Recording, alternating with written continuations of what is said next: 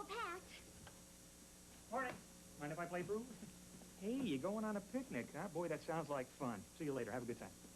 Hey, hold it right there, Jocko. Oh. Where do you think you're going? Fishing.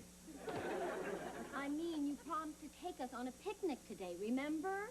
Saturday. Joni, today is the big club championship. I couldn't have planned a picnic. What do you think I am, stupid? You're the one who fishes with a golf club. Joni, this tournament only happens once a year. The guys are counting on me. It's very important. Please. Please. Please. I promise. The next thing the family wants to do together, I'll do it, no matter what it is. I promise, please. I promise, I promise, I promise, I promise, I promise. This is the man I'm supposed to model my life after? Please, please, please.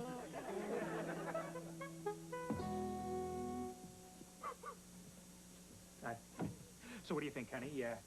You think the trophy will be noticed up here, or, hey, maybe I should put it over the mantle in the living room, huh?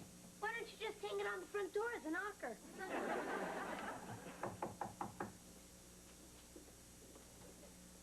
Hi! Please, please, no applause. I knew I'd be discovered sooner or later. I guess it's sooner. Good. See you later. Got this letter this morning from the TV show Beat Thy Neighbor. They want my family to try out for the show. Hey, I was watching that this morning. That's that funny show where the neighbors compete against each other in crazy contests. Yeah, to see which families can make the biggest fools of themselves. Right. My family's perfect for it. Here's the mail. Just one letter for you, Jocko. To get children for the show, Harriet. Oh, it's simple.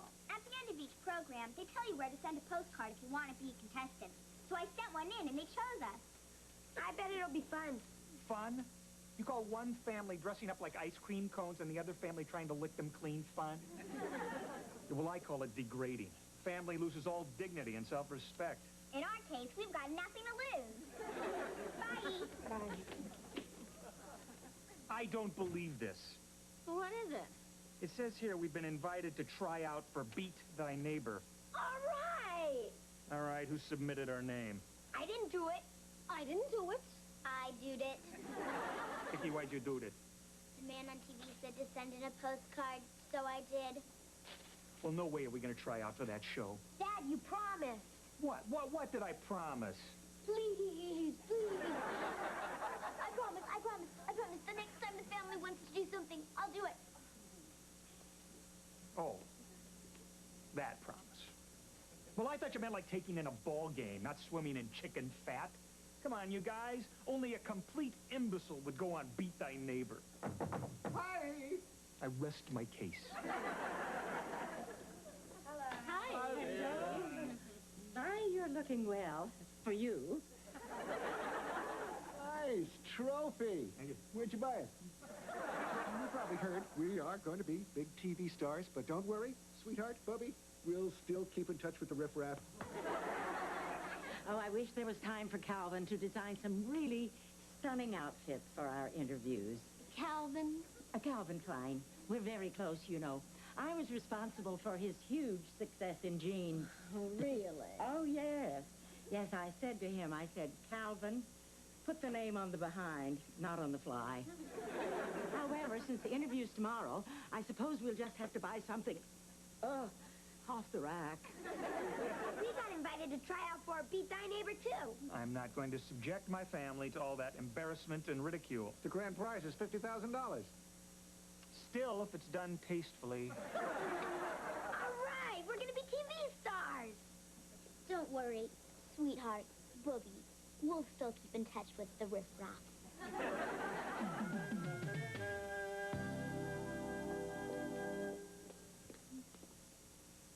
Thank you, Shanna. Now remember, act up. Pippy, bright, lots of personality, just like the host of the show, Guy Dwyer. Brendan, I don't have to act. That's the way I am naturally. Effervescent. Hi, Brindles. I'm Guy Dwyer. Hi, Guy. Sorry I'm late, gang, but you know what? Somebody stole my brand new car! Oh, what a shame, but of course it was insured. No!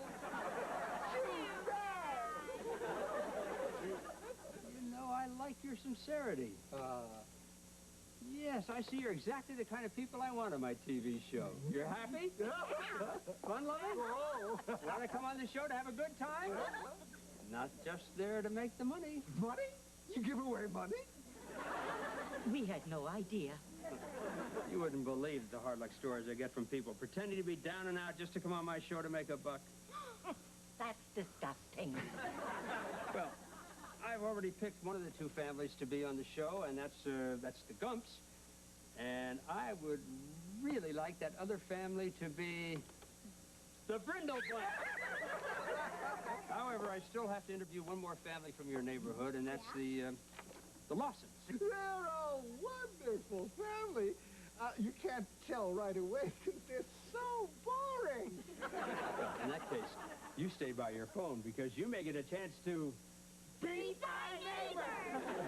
feel good. Bye, Brindle. Bye, guys! Yeah. Ah. Looks like it's either us or the Lawsons, Daddy. Well, don't just sit there, Hotshot. What are we going to do about Mr. and Mrs. Whitebread and their two little crumbs? Leave it to me. Have you ever known me to be at a loss for something underhanded?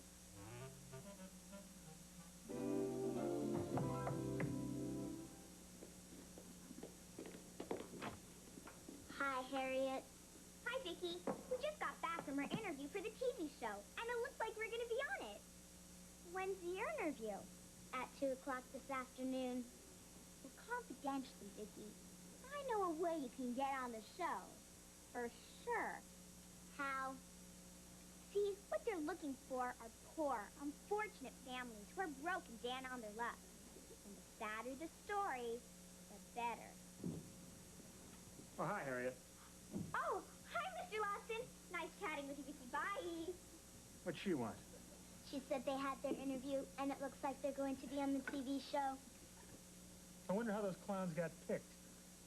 Well, confidentially, Harriet said they're looking for poor, unfortunate families who are broke and down on their luck. Oh? And the sadder the story, the better.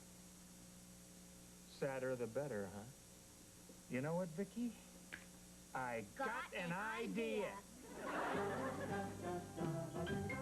The most dangerous hitman in New York. Come on in, my brother.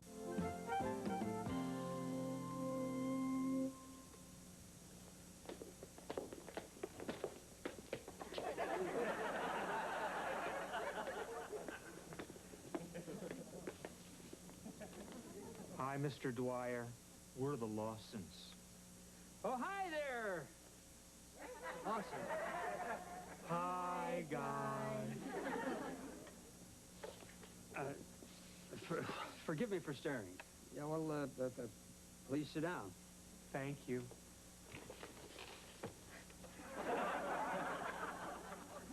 Can I get you something, coffee? Oh, thank you. What would you like in it? A lamb chop. You poor people. When was the last time you ate? April. Oh, Mr. Dwyer, we'd really like to be on your show. Well, we need the money for the operation. Who needs an operation? You all need an operation? Yes, and the poor children need money for their dental work. I need braces for my teeth. I need teeth. Okay, I've heard enough. You are on the show. I'm dumping the Gump family, and I'm putting you on. You are certainly much more deserving. No, wait. This is wrong. We can't let them dump the Gump. Oh, you're right, honey. Mr. Dwyer, listen, we're just not as bad off as we seem. What courage. Yeah. What a gutsy family. Yeah. No. No, I'm not going to take no for an answer. Let me level with you folks. As I told the other families going to be on the show, the Brindles, I usually hate this kind of hard luck story. What? You told the Brindles that? But I'm going to make an exception. This is the saddest story I've ever heard. You people are pathetic. I haven't been this moved since our ratings dropped. Well, in that case, I think we'd love to be on your show, Mr. Dwyer, and beat the heck out of the Brindles. Right, Lawson? Right. An eye for an eye. And anything for a tooth. Hi, out there in TV land. It's time once again to...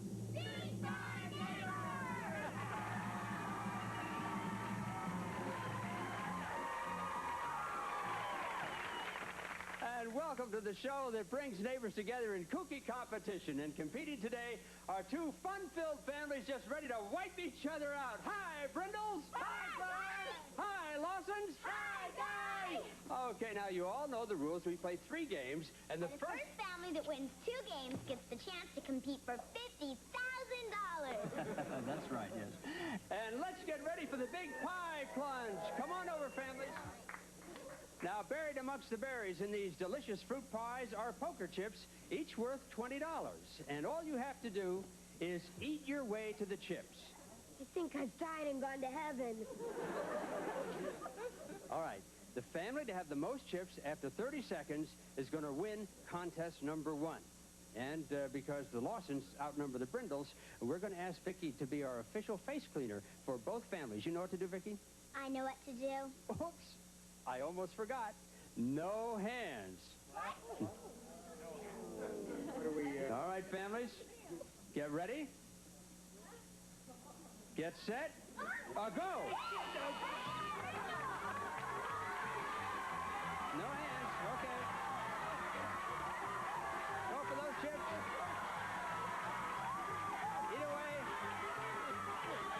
Let's keep eating. Come on, Brindles. You're way behind here.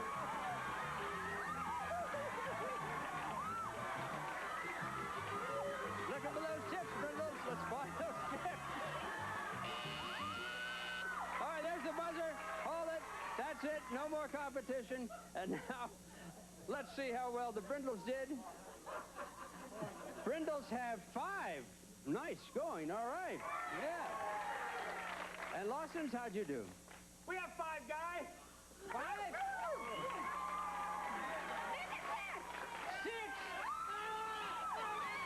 That means the Lawsons win contest number 1.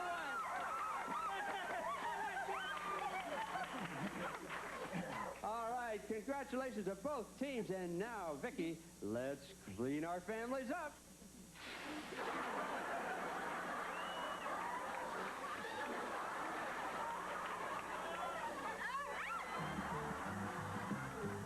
And now it's time for contest number 2. Curtains, please.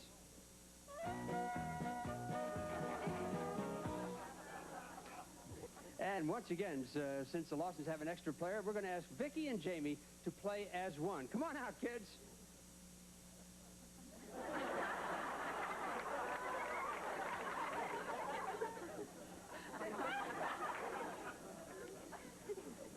All right, let's begin our game. Now, the object is to take the ball. Thank you, Shauna. Take the ball. There we are. And pass it to the person next to you. Okay, the person next to you passes it to the person at the end of the line. The person at the end of the line takes the ball and puts it in the basket, and that is simple, right? Oops, I forgot. No hands. And one more little thing. Instead of tennis balls, we're going to use these big, squishy tomatoes.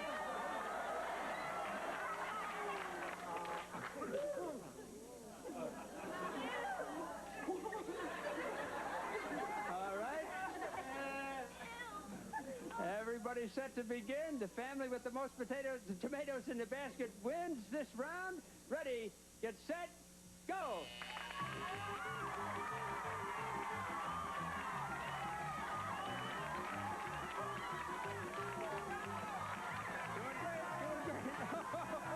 No hands. No hands. Let's make sure they get them in the basket. In the basket. There you go. We're having fun. Are we having fun?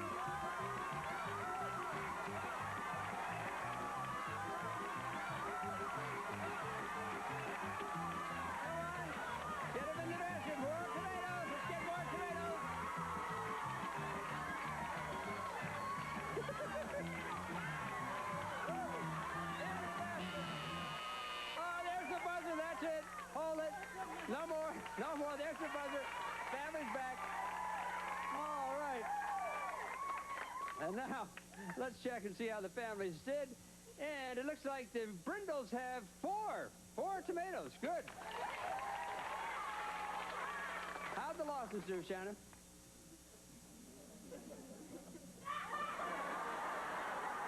Isn't that wonderful? Beauty and brains, too. Well, that means the Brindles win contest number 2.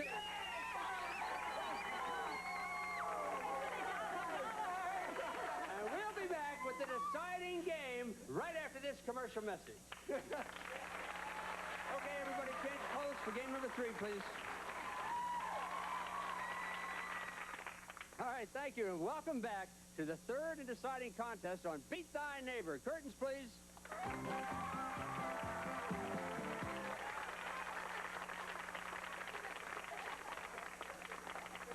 And now it's time to go slopping for silver.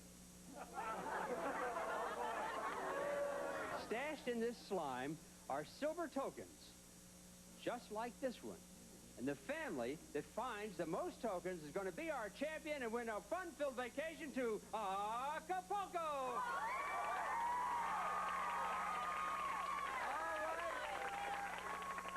All right, families, into the slime.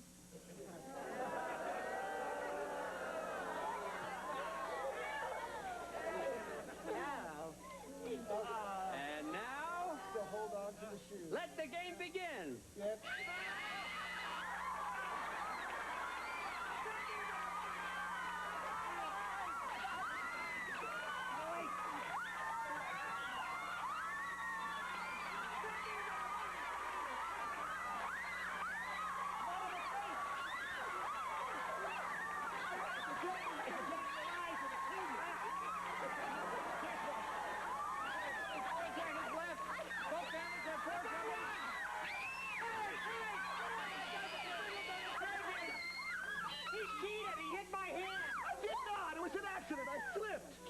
Brindles are the champions. Come on, Brindles!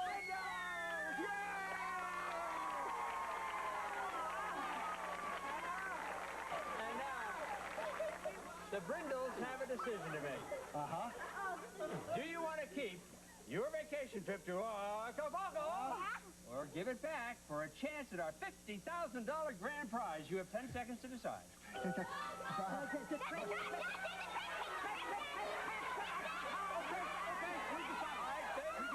They've decided the trip to Acapulco? No, the $50,000. Okay, now, in one of these chickens is a check for $50,000. All you have to do is decide, is it in chicken number 1, chicken number 2, or chicken number 3? You have 10 seconds. Go ahead. What you get?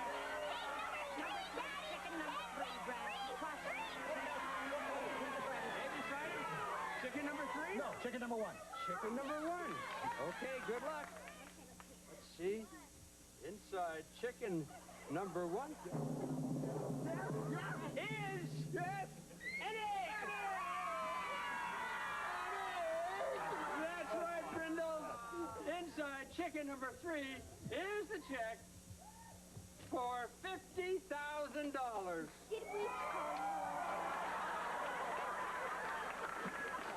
Looks like the yoke's on you. And Lawsons, I don't want you to be too disappointed, because here on Beat Thy Neighbor, if the champions give up their trip, it goes to the other family. That's right, Lawsons. Pack your bags, because you're going to...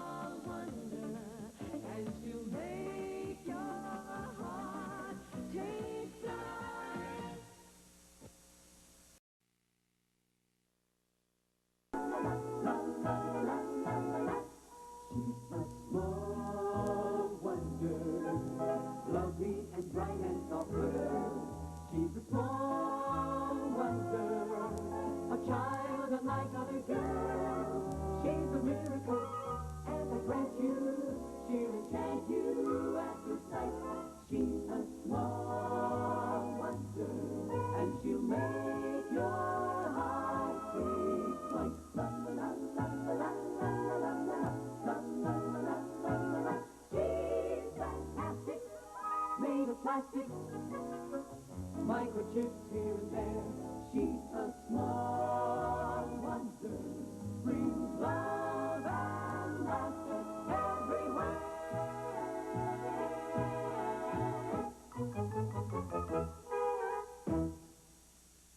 Hair loss. There are 7 degrees.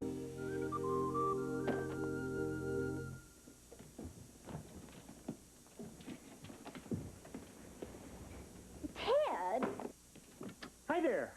I was just going to go put these golf clubs in the car, and then I was going to come back in and fix that broken blender, just like I promised.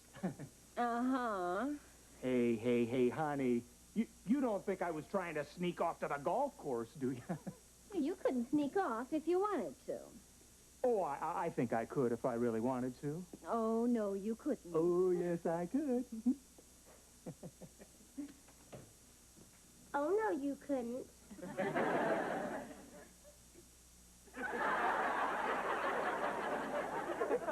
What do you have to say about that? My shorts are killing me.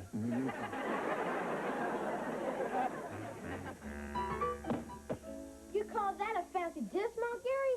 That stinks. Hey, maybe I don't do it so well, but you should see my dad. He was a gymnast in the Olympics. No kidding. That's nothing. My dad's a test pilot. He flies those new hot jets. Really, Norman? Yeah. And he even took me for a ride in one. Well, test pilots are cool, but they don't get medals for saving people from burning buildings, like my dad did. He's a fireman. You never told me that, Reggie. I don't like to brag, unless the occasion demands it. Hey, Jamie, what does your dad do? My dad? Well, he works with computers. Oh, he's just a button pusher. Hey, how'd you like your button pushed? Lay off him, guys. His dad's okay for a button pusher. Hi, guys. Harriet, this is a meeting for men. That's my kind of meeting. You guys want to see my new pet turtle? No. His name is Speedy. He's a racing turtle. He doesn't look too speedy to me. Yeah. Who does he race against? One-legged snails? Oh, he's just warming up. See? He's kneeling at the starting line. And there's the finish line. Now watch. Okay, Speedy. You ready? Get set? Go! Come on, Speedy! You can do it! Better, boy! Faster! Swing those arms! See that? See what? It didn't move. No. He's thinking about it. Ta-da! Your blender is fixed. Thanks, honey. Now I can go to the golf course. Only if it works. Oh, ye of so little faith.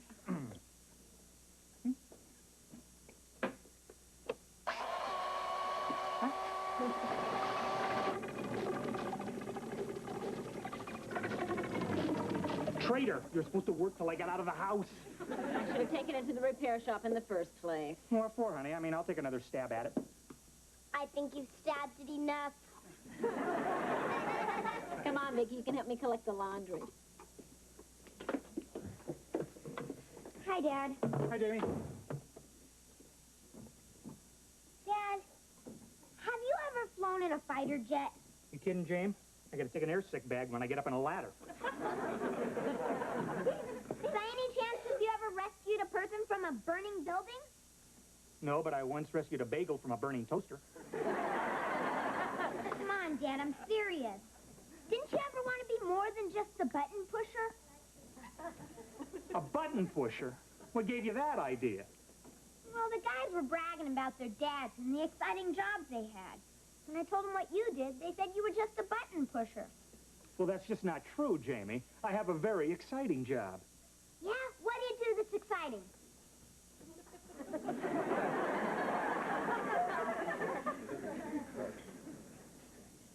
Well, I invented Vicky. Yeah, but I can't tell the guys about her. Oh, yeah. What else do you do? Well, Jamie, I have a very important job at United Robotronics. In fact, just last week, I solved a problem that nobody else could lick. Yeah? What's that? It's a new way for a robotic arm to screw on a jar lid. A jar lid? Yeah, Jamie. This could revolutionize the jam and jelly industry. What do you think about that, huh? I think it's a good thing I know how to fight. Jamie, wait. Come back here. Yeah, Dad? Listen, I'm going to tell you something that I'm doing at work that is really exciting. And, I know that I can trust you. Sure, what is it? Do you know what this is? A blender. Jamie, that's just what it looks like. This is actually a secret component that fits right into a space rocket engine. Space rocket? Wow, that's unbelievable. Sure is. No, Jamie. Whatever you do, don't ever touch puree. Oh, man, I can't wait to tell the guys about this. Loose lips sink ships. Ted, really, I don't... Loose lips sink ships. Jamie, you can't let anybody worm this out of you. Project Blender is top secret. Strictly hush-hush. Got it? Got it. They won't get it out of me even if the enemy used torture and stuck bamboo shoots under the fingernails. Well, Jamie, I hardly think they do that to you. Not me, you. Oh, Vicky, bring the cookies, please. Project Blender?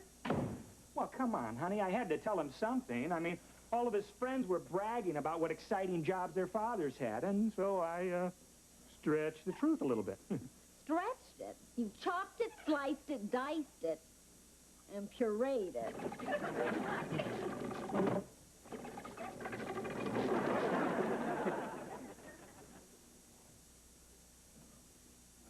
Come on, Speedy. Jump over it. Jump, boy. You can do it. Maybe your shoelaces are tied together. Well, I gotta get home. Me too. See ya, son of button pusher. Go ahead, laugh. But I happen to know something that my dad's doing that's more important than anything your dad's ever did. That's a crock. Well, he is. Then what's he doing? I can't tell you. It's top secret. Sure. I'm telling you the truth. Right, Vicky? Right. Jamie can't breathe a word about Project Blender. It's strictly hush, hush. Vicky! What's Project Blender? The enemy can torture me and stick bamboo shoots under my fingernails, but I'll never tell him it fits into a space rocket engine. Whoa! Yeah, now look what you've done, Vicky! Jamie, how come my dad never mentioned Project Blender? And he's your dad's boss. Maybe it's...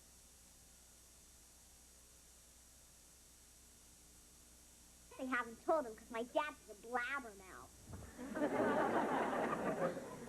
He's not any worse than Vicky. Ah, there you are, Harry. I was off my shirt off. Well, it's time to go for your singing lesson. Do I have to? How else are you going to learn to whine in B minor? Daddy, how come you never told me about Project Blender? You know how I love to hear secrets so I can spread them around. Project Blend. What on earth are you talking about? Not Earth, space. It's a secret project Jamie's dad's working on at your plant. How could they give Lawson a secret project and not tell me? I'm his boss. It isn't fair. Daddy, you're whining in B minor. I will get to the bottom of Project Blender even if I have to be devious and deceptive. In other words, just be yourself. Right. Keep it up, kid. You'll have turtle soup for dinner.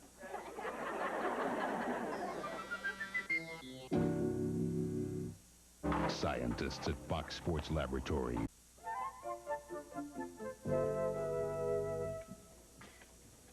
Ted, what about blender before it blasts off into space. Yeah, if I make a few margaritas in it, we can all blast off into space. Dad, there's something I'd better tell you. What's that, Jamie? Reggie and the guys found out about Project Blender. So did Harriet. I see. And just how did this breakdown in security happen? They wormed it out of me. Kind of your own fault, Dad. You invented the robot and taught it how to talk. But you never taught it when to shut up. Come on, loose lips. Ted, this is really getting out of hand. You've got to tell Jamie the truth. Yeah, honey, I guess you're right. Poor kid. Thinks he leaked out a national security secret. Yeah. Usually those leaks come out of the Pentagon.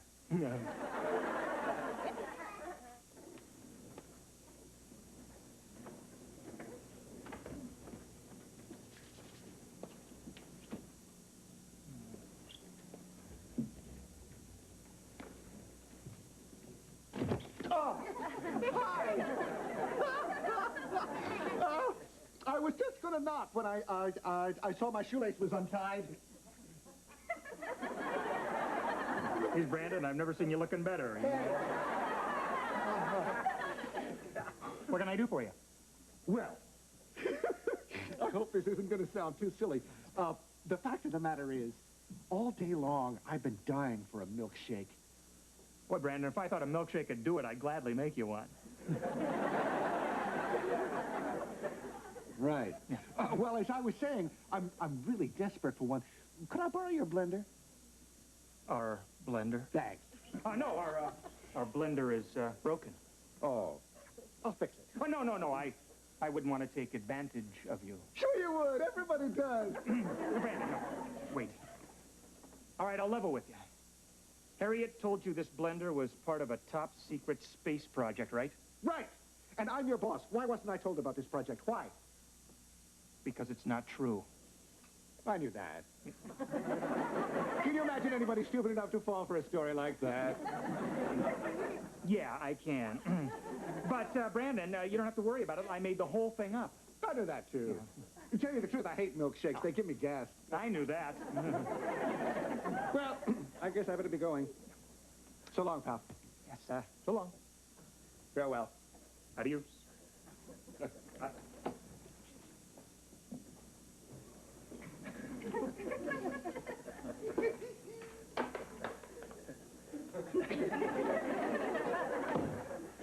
What does he think? I'm some kind of a jerk. What a jerk. See, Vicky? These are pictures of Mars. Thanks to inventors like my dad, someday we'll be able to walk on Mars and meet Martian creatures. What does a Martian creature look like? Hi, Jamie. Hi, Vicky. That's what a Martian creature looks like. I'm trying to teach Speedy a new trick. Come here and I'll show you. Watch. Come on, Speedy. Roll over and play dead, fella. What is dead? Are you kidding? Don't you ever watch General Hospital? Harriet, she's led kind of a sheltered life. Well, see, Vicky, there's life, then there's death. Wait, I'll show you. You see that fly moving? That's life.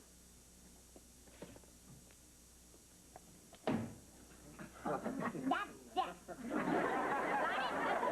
Got it? Got it. That's life. And that's death.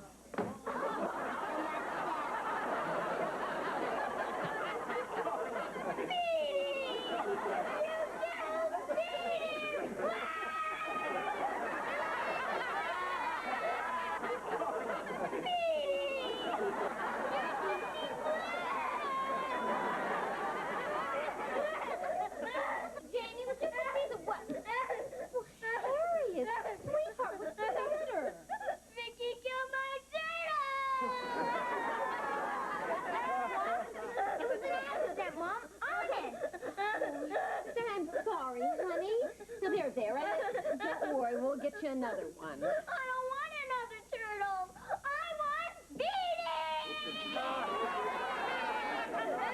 Well, maybe we can have it stuffed.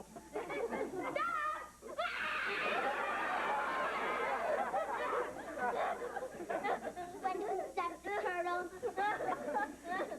I know how you feel, Harriet. Well, when I was a little girl, I had a pet canary named Tweet Tweet, and she died too. But we gave Tweet Tweet the best funeral ever. A funeral? Uh-huh. And if you like, look at that sweetie one, too. With lots of balloons and decorations. Balloons and decorations? And ice cream and cake. Chocolate cake? Oh, any kind you want. With lots of whipped cream and nuts and cherries. And we'll even have presents. Presents? Oh, lots of presents. It'll be like a great big party. Would you like that? Oh, yes, yes! Oh, look, your turtle's moving. Speedy's alive. Kill it! Kill it!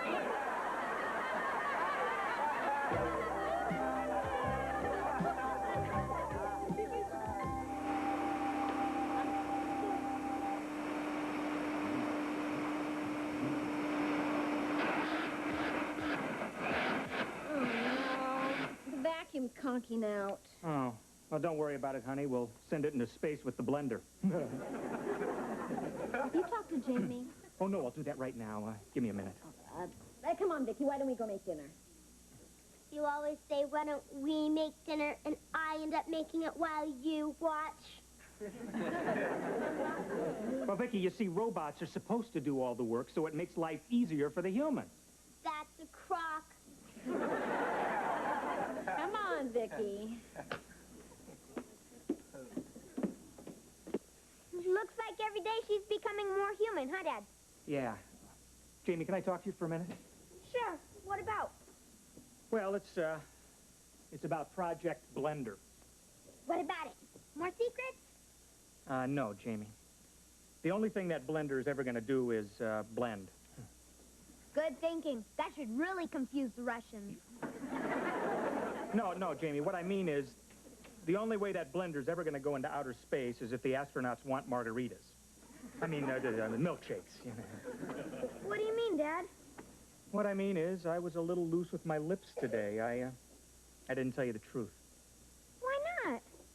Well, because your friends teased you and embarrassed you about my job, and, well, every father wants his son to be proud of him. Gee, Dad, I am proud of you. I just needed something to get the guys off my case. Oh, well, then you forgive me, huh? Sure. I love you for better or for worse. Even if this wasn't one of your better days. Well, thanks, because I feel really stupid about this. Yeah, me too. How could I have ever been so gullible? What a whopper. Come on, let's help Mom with dinner. Vicki, I need the parsley now. Could you chop it a little faster?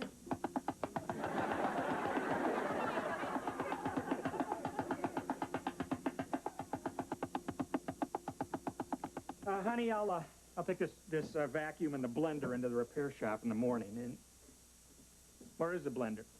I don't know. You had it last.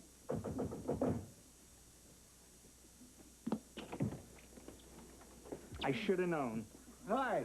What are you doing with our blender, Brandon? Well, I thought I'd fix it for you. Old Ted's such a klutz. A little surprised. Yeah, sure you did. After making sure it wasn't for Project Blender in outer space, Well- I told you it wasn't. How could I believe you? You told me the truth. Well, you can bet on one thing. I'm going to keep my mouth shut about my real secret project. Real secret project? It's whopper time. Can you say blabbermouth too? What secret project? No, forget it. Forget I said anything. What secret project? Well, as long as I mentioned it, and now that I know I can trust you. You can. You can.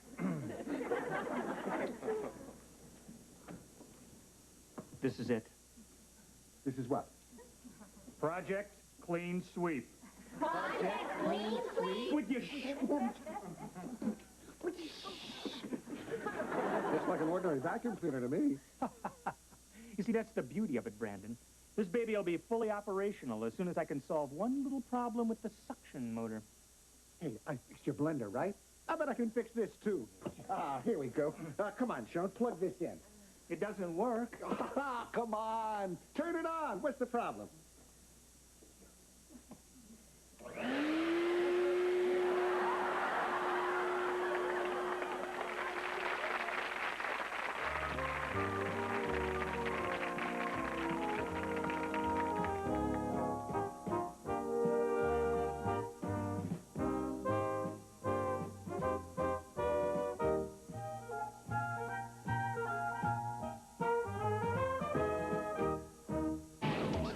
You've seen the hit Fox series Cops. A small wonder, lovely and bright and soft girl.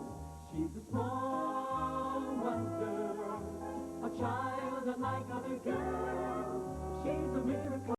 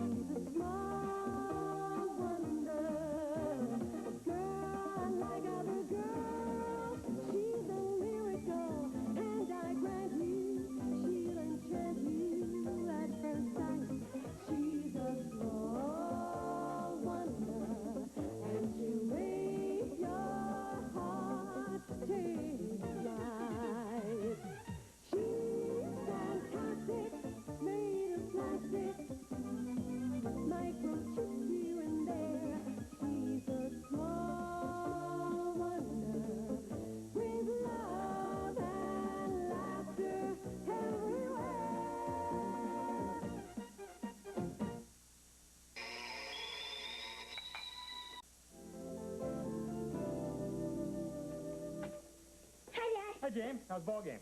Greatest game of my career. What happened? Okay, picture this. Bottom of the second. My team is down 42-39. It's a pitcher's duel. Okay, my team's got the bases loaded. 2 outs, and I'm at bat. The pitcher throws me a wicked curveball. I swing, hit it with all my might. The ball sails out to left field. It's going! It's going! It's gone! Home run, we win. That's terrific. You could never hit a curveball before. What'd you do different? He closed his eyes. Maybe that'd work with my driver. Hello? Yeah, this is Mr. Lawson. What? Well, how do you know it was my son who hit the ball through your window? His name and his number were on the ball. Well, listen, I'm sorry about that, Mr. Thatcher. Have it fixed. Send me the bill. I'll take care of it. No problem. That true, Jamie? Well, yeah, Dad. But it wasn't just any ball I hit. That was my first home run of the season. That was the first home run of your life. I told you not to play in Mr. Thatcher's lot, and I don't want you to do it again. Okay, Dad. I knew I could con you. What? Count on you to get me off the hook. Oh, good. I'm glad you kids are home. I need you to go to the market for me. Now? But, Mom, I didn't know but. Now, here's the shopping list of the money. Get going. But, Mom. No, but. Get going. Going. Going. Gone!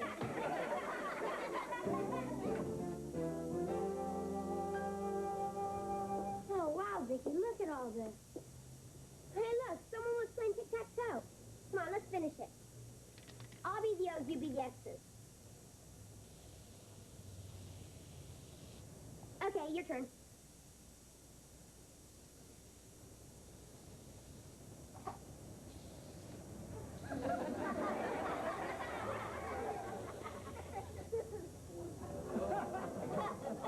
I win. Wrong. You lose. I'm going to call the police. The police? Yeah, the police. Your turn.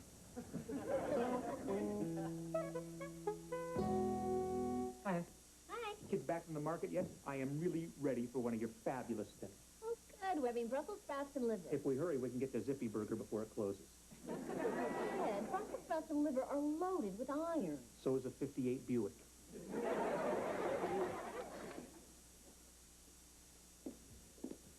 And don't even think about phoning for pizza. Hi, Harriet. Hi, Mom. Hi, Dad. Mom? Dad? Well, actually, mother-in-law and father-in-law, since I'm going to marry your son. Or would you prefer that I called you Ted and Joan? Oh, maybe after the wedding, Harriet, you know. In the meantime, can we stick with Mr. and Mrs. Lawson? Okay. Okay. But you can still call me Harriet. I want the kind of wholesome family relationship that hasn't been seen since the Waltons. This gift is an expression of my sincerity. Why, thank you. Oh, look, Ted. Just what we've always wanted. Waxed fruit. My mother says you can never have enough wax fruit. No, no, no, no, no, no. Well, can't taste any worse than Brussels sprouts and liver. By the way, where's Honey Bun? Jamie. Oh, that honey bun. Well, it's a good question. Jamie and Vicky should have been back in the market a half an hour ago. He does the shopping. Tell me, are all the Lawson men so easy to train? Ted, get that. Huh? Oh, yes, dear. Any questions? Hello? So this is Mr. Lawson. What? What? What's wrong? Are they all right? No, thank you. We'll be right there. Wait, it's the kids? Where are they? They're in the slammer. They've been arrested. Oh, no. Come on, let's go. Great, not even married. And already my man's a jailbird.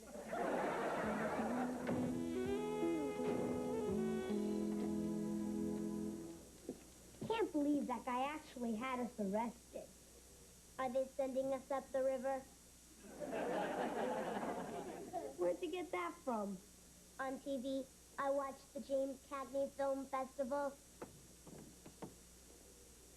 You dirty rat. Cut the world, Ma!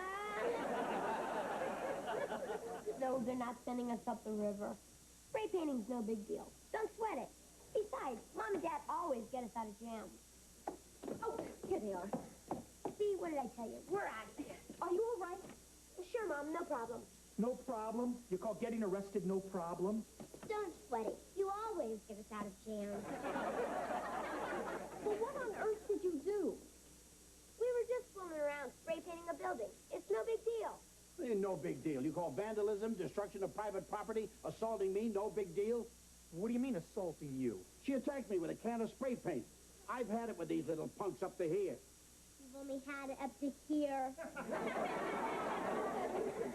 Everything to them is a big joke. Look, sir, I'm sure it was just an accident.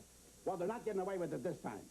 I've been after one of these graffiti punks for a year. I spent a fortune cleaning my walls. I'm putting these two little hoodlums behind bars. Sir, I can assure you they've never done anything like this before. They're really well-mannered little hoodlums. Kids. Please, be reasonable. Be reasonable. It's criminals like this that make an ugly eyesore out of a decent neighborhood. And now this. Mr. Braddock, Sergeant Pepper's ready for you to sign the complaint.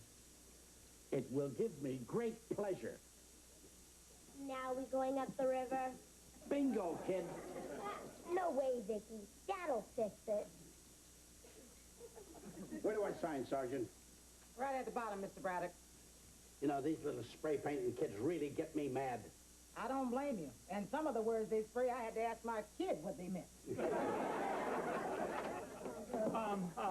Wait, sir, before you sign that, Who are you? well, we're Mr. and Mrs. Lawson. We're the parents of the children involved. The two dear, sweet, never been in trouble before children. Oh, sure they are. Listen, Sergeant, isn't there something we can do before this gets out of hand? Well, don't ask me. Ask the man in the hand-painted tie. While you decide, I've got to go out and check my car. These meter maids around here are vicious. Mr. Braddock, listen. Forget it, Lawson, forget it. I'm going to make an example out of your little Bonnie and Clyde. It's Jamie and Vicky. Mr. Braddock, we'd be willing to do anything to make it up to you. That's right, anything at all. You just name it. Name it? Right? Just name it. Well, it's like I said, a spray painting is a blight on the neighborhood. You're absolutely right. And it's expensive to clean up, too. I understand. How about $50? How about 250? $250? That is highway fairness. You got it. It's all settled. $250 to clean your wall. Right. And 150 for my shirt. 150? That is out and out. Will you take a check? Yeah, I think a check would be okay. Pay the man, dear. Fine. What have you folks decided? Oh, you can tear up the complaint, Sergeant. It's all been settled amiably. Oh? Here's your check. I wouldn't take a check without seeing a driver's license or a major credit card. That's a thought. I hope your health is as good as that check. If it isn't, your health won't be too good. Well, folks, I hope I don't see your kids in here again. Well, I'm sure you won't. I think they've learned a lesson. Some lesson. Get in trouble and Mommy and Daddy will pay off and bail you out. You know, I kind of had the same situation with my own little boy. Oh, yeah? How's that? Well, he decided that the neighbor's cat looked better with a mohawk haircut. Oh, thought it was a big joke until I taught him a lesson. How did you do that? Well, I had some of the guys from the SWAT team surround our house. And when he heard, "You're under arrest," through a bullhorn, I tell you, it inspired him to take the path to everlasting righteousness. Amen. I like that, yeah. You know, I got the idea from a TV show. You know that one where they put kids in prison and then have real criminals scare them into towing the line? Oh, right, yeah, I heard about that. Well, did it work on the kids? Well, I don't know about the kids, but it sure scared the hell out of me. You know, maybe there's a way we can teach our kids a lesson they'll never forget. How? Well, with the sergeant's help here, maybe we can bring our kids to the path of everlasting righteousness. You mean you're going to put your kids in jail with some hardened criminals? Just one hardened criminal.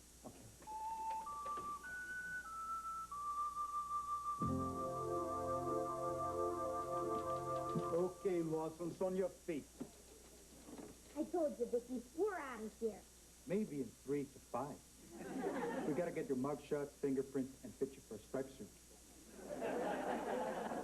Striped suit? That's the law, kid. Use a spray gun. Go to jail. We're going to jail? Bingo, kid. When Roseanne is ordered to stay in bed, Dan's in charge. But, officer, we're not criminals. All we did was spray paint a wall. Quiet. Okay, next criminal.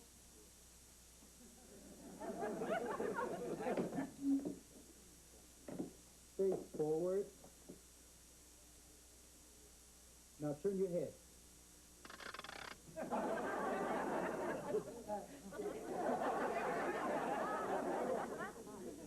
I've been putting in too much overtime. You sure that we're doing the right thing? I'm positive. Just because Mr. Braddock dropped the charges, that doesn't solve the problem. Jamie still thinks it's no big deal, and he's got to learn some respect for other people's property. Besides, it's been a while since we've had pictures taken of the kids. Okay, into the cell. But we can't be going to jail. We're just little kids. We won't be when we get out. Where are my parents? I want my parents! Ah, pipe down. Your parents can't help you now. Then I'll take anybody's parents. Pipe down. Jamie! Jamie! Oh, my boy! You're a convict, tragic outcast from society. Maria, what are you doing here? Overacting. Don't worry, my love. I'll be waiting when you get out. I'll be the little old gray-haired lady with the shopping cart at the front gate. Great, and I'll be the little old gray-haired man sneaking out the back gate. Don't worry, Jamie. Even if they put you on a chain gang and you go crazy with the whipping and the heat and you kill a guard and they fry you in the chair, I'll be there to cry on your ashes. Poor baby. You've got to be strong and brave. First, I got to get get past weak and scared. But Jamie, you must keep up your strength. I'm going right home and make you some chicken soup with a file in it. All right, move it. Hey, watch it, man. Watch it. Watch it. Into the sand. Hey! What are you staring at, short stuff? Me? Staring? I wasn't staring. That's a look of profound admiration. You pulling my leg? I will if you want me to. She's just kidding, miss. Whoever you are. Well, you can just call me Spike, Spurt. And watch it with the jokes, sister. The only thing that makes me laugh is the sound of bones breaking. You know what I mean, punk? Right. Right, sir. Ma'am. You Spike, miss? So what are you in here for? Robbery? Assault? We spray painted a wall. Spray painted a wall. It was a tough wall. Oh, yeah. Well, it's a start in the right direction. See, that's how me and Animal got started. You have a dog. No, the Animal's my brother. However, we do keep him chained in the yard. Well, anyway, there wasn't any money in spray painting buildings, so instead we started robbing them. Economically sound. Oh, yeah, and by the time we were your age, we were stealing cars and knocking off liquor stores. Liquor store? Oh, yeah. Me and my bro, we done it all. Extortion, grand theft, had a lot of fun. Don't you think that's a lot of fun? Oh, yeah, fun. Yeah, well, see, they think that they can, break me by sticking me in jail. But I got news for them. You see, because the rotten, stink, cold, and clammy sales, they don't bother me. And neither do the dives and riots and gang beats. You know what I mean? Kind of like a floor show. That's what jail's like? Oh, yeah. But, you kids keep up the good work. You could spend most of your time in jail. Oh, hey! Cockroach. Dinner. Dinner? Oh, yeah. In prison, we call it the catch of the day. I'd rather have chicken soup with a file in it. Judge Fenton, we really appreciate your help. Well, I'm always happy to do anything that'll improve children's respect for law and other people's property. Well, they really are good kids, Your Honor. But we're all for teaching them a lesson to remember. Well, if more parents did that, I think there'd be a lot less crime. And I'd still have my car stereo. In here, punks. Mom, Dad! Jamie, Judge Fenton would like to talk to you. Judge? Judge, you may be seated.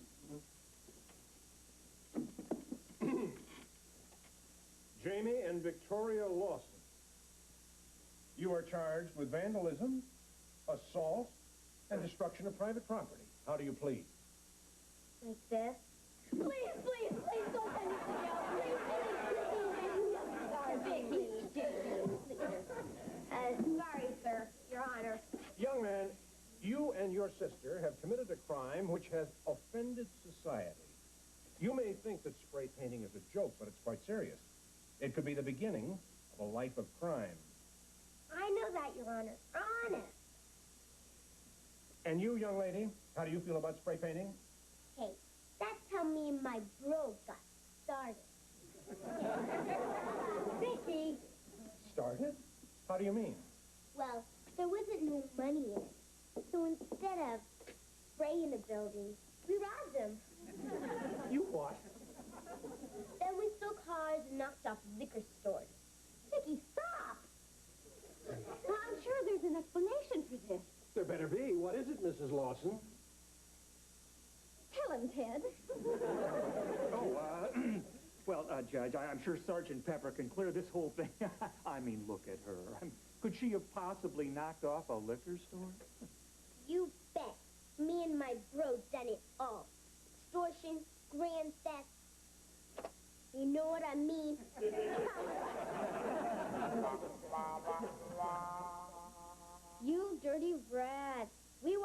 decent show.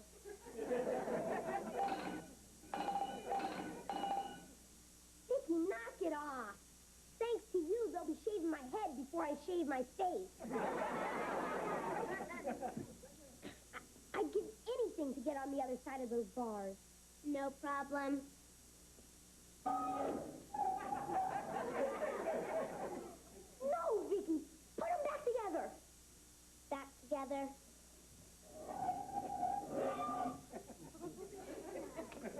It's bad enough being a criminal, but do you know what they do to escape convicts? Yes. Prison break, prison break. Go out the dog.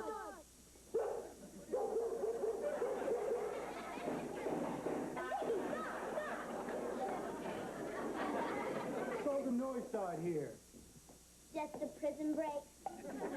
Mom, Dad, get us out of here, or we'll be walking that last mile. Don't worry, Jamie. It's all been cleared up. Oh, wow. Great. Oh. I promise I'll never do anything to break the law again. We're glad to hear that, Jamie. Now, can we please go home? Nothing personal, officer, but I hope I never see you again. Same here, Jamie. And that goes for you too, Vicky. Hey, forget the Vicky. You can call me Spike. Know what I mean?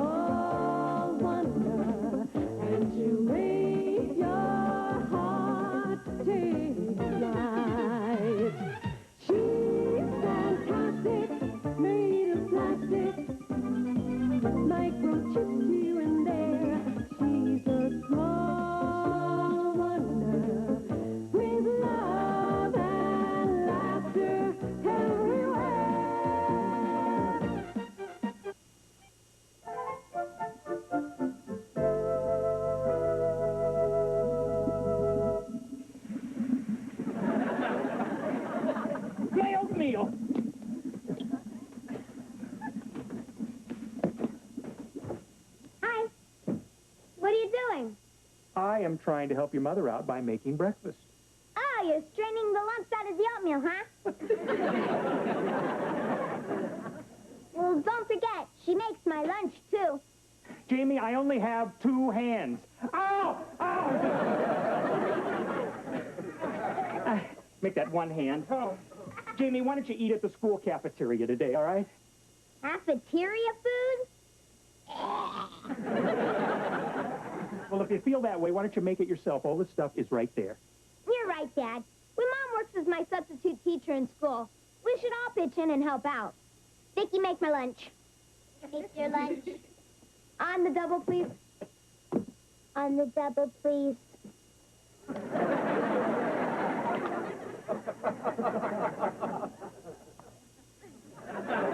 Morning.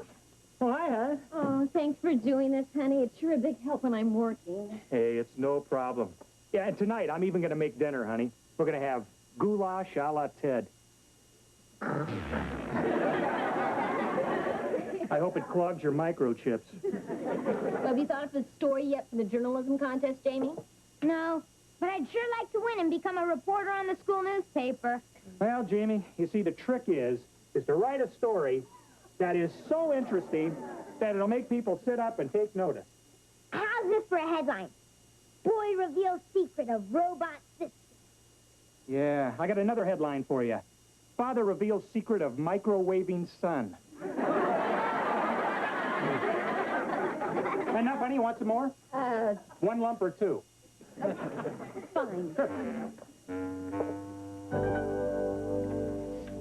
Reggie, old buddy, when I win that journalism contest, I'm gonna be a big man on campus. Everybody'll know who I am. Right. They know you're the fool who lost to me. Good morning, Mrs. Lawson. Oh, good morning, Mr. Bryant. Well, what can I do for our illustrious principal? Well, first you can stop polishing the apple. Then I'd like for you to meet Christy Ryan. She's a new student who just moved here from Arizona, and she's going to be in your class. Oh, hi, Chrissy. Oh, we'll have her feeling right at home in no time. I'm sure you will. Listen, by the way, remind your students to get their stories into me by Friday if they plan on entering the journalism contest. Okay, I'll do that. Christy, it's nice having you with us. Thank you, sir. Oh, your attention, class? I'm sure you already heard what your principal just said about the journalism contest, so let's keep that in mind, okay? And I'd also like you to say hi to your new classmate, Chrissy Ryan.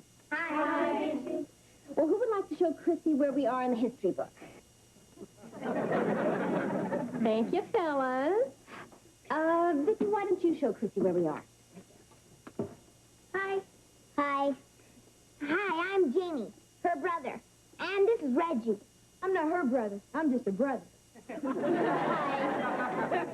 If we can do anything in any way to help, just ask. Well, I didn't bring my lunch today, so you can show me where the cafeteria is. Oh, sure, no problem. You see, you go out the doors, you point your nose down the hall, you keep sniffing, and when you start to feel sick, you're there. That covers the homework assignments for this week. Tomorrow we start the chapter on the Civil War. And how you doing, Chrissy? Fine, Mrs. Lawson. I really appreciate you and Vicky going to all this trouble to help me. Oh, it's no trouble at all. I'm sure it'll be easy for me to catch up. I can speed read. Oh, that's wonderful. I can speed read, too. New York was the first settled by the Dutch in 1624.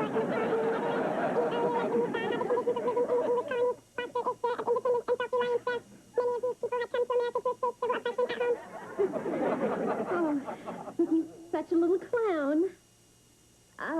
Well, Chrissy, as long as you're here, would you like to stay for dinner? Oh, I'd like that. Thank you. Oh, sure. Well, why don't you call your mom and see if it's okay? Well, the phone is right over there. Well, my mom doesn't live with us, but I can call my dad and ask him. Okay, well, you do that. We're having a special treat tonight. Goulash a la Ted. Honey, oh, where did you get that apron? Is it too busy with the shirt? Need any help? You kidding, honey? You're talking to Julia Child with hairy legs. Well, we may have one more for dinner if Chrissy can stay. I understand, Daddy. I'll tell Mrs. Lawson. Bye. I can't stay for dinner, Vicky. Please tell your mom your daddy wants me to come home right away, okay? Okay. I'm really not very hungry anyway. My stomach's kind of upset from that sandwich in the cafeteria. They had to put saddles on those hamburgers. They've got to be made with horse meat. Horse meat.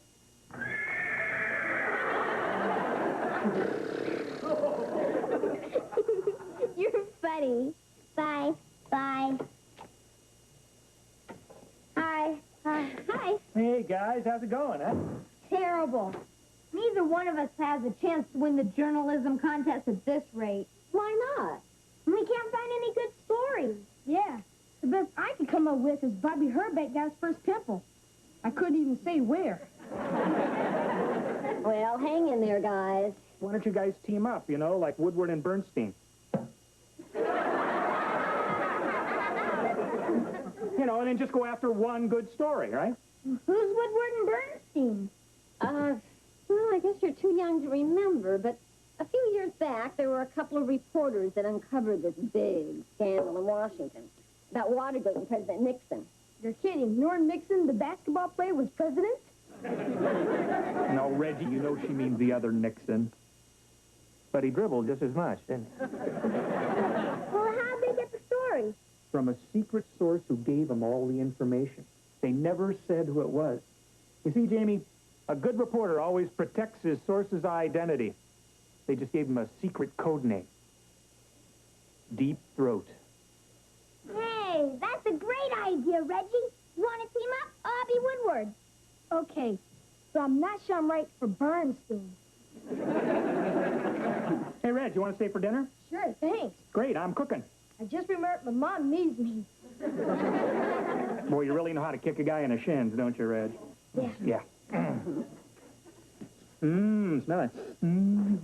Oh. Reggie, my dad's cooking can't be any worse than the food in the cafeteria. Yeah. They serve horse meat in the cafeteria. Huh? They serve horse meat in the cafeteria. They should put saddles on those hamburgers. Hey! Wait a minute! I think we found our big story, Bernstein. Yeah, but how we know it's true? And Vicky says it's true. It's true. She never lies. She can't lie. She's not built that way. Well, okay. Boy, when we turn our paper into the principal tomorrow, he's going to pat us on the back and say, way to go, guys. Well, what if he asked us where we got our information? We'll just tell him we got it from our secret source. Deep tonsils.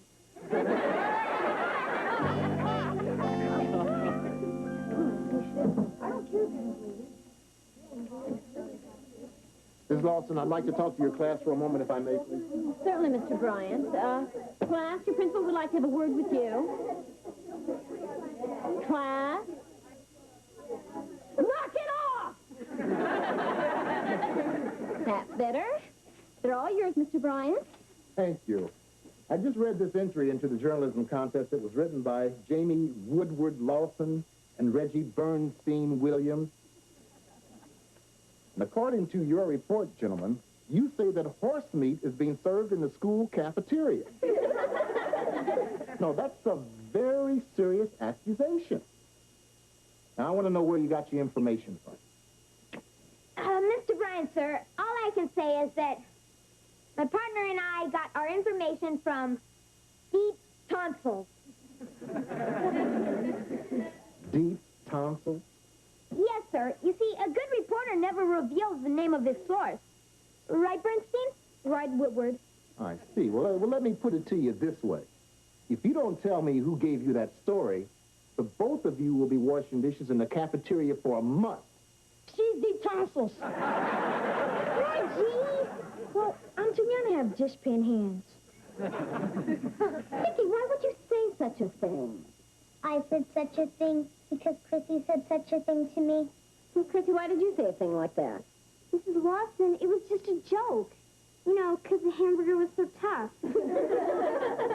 So, without any proof whatsoever, without checking your facts, you go ahead and write a story that could have been harmful and embarrassing to the people that work in our cafeteria. Ms. Lawson, I will leave it to you to decide on a suitable punishment for this kind of irresponsibility. I'll do that. I think I know just the thing. Well, now, since you two are such big fans of Woodward and Bernstein, I'm assigning you to read a book that they wrote. It's called All the President's Men. And I want you to do a report on it over the weekend. Oh, it shouldn't take you too long. I think it's only 900 pages. Way to go, guys.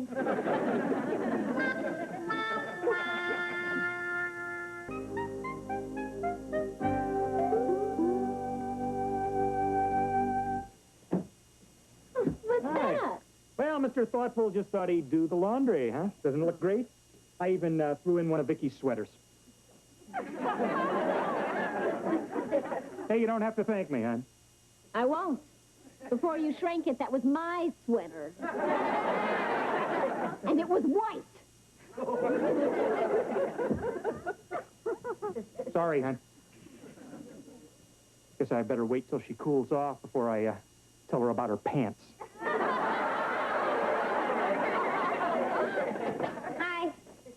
Oh, hi, you guys. Hey, I'm a little surprised at you. Your mother told me about the horse meat scandal. Well, you're the one who told us to be Woodward and Bernstein. And Deep Throat. Oh, no! My favorite shirt!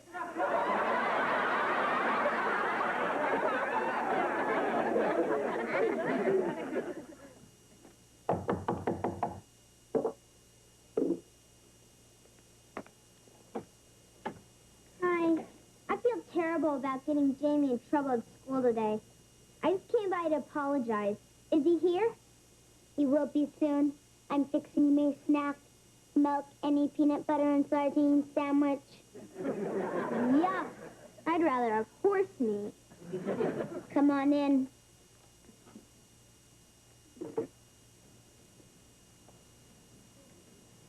What's the matter, Vicky? This is your picture on the milk carton. What? This is your picture on the milk carton. You're a missing child. No, I'm not. I'm right here. You may be right here, but you're missing. Oh, no. That is me. Why am I in a milk carton? I don't understand. I better go home and ask my dad about this.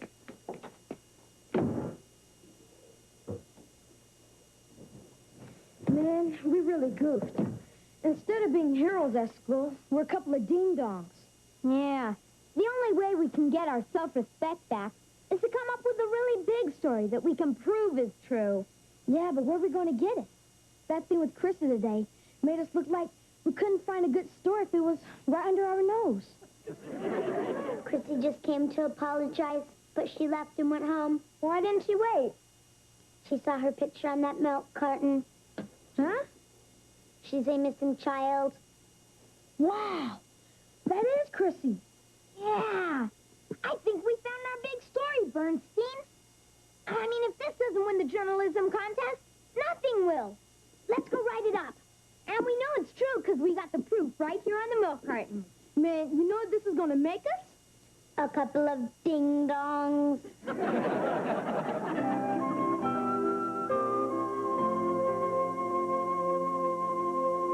Where is that guy? Great, there he is. Chicken heaven. We just with the...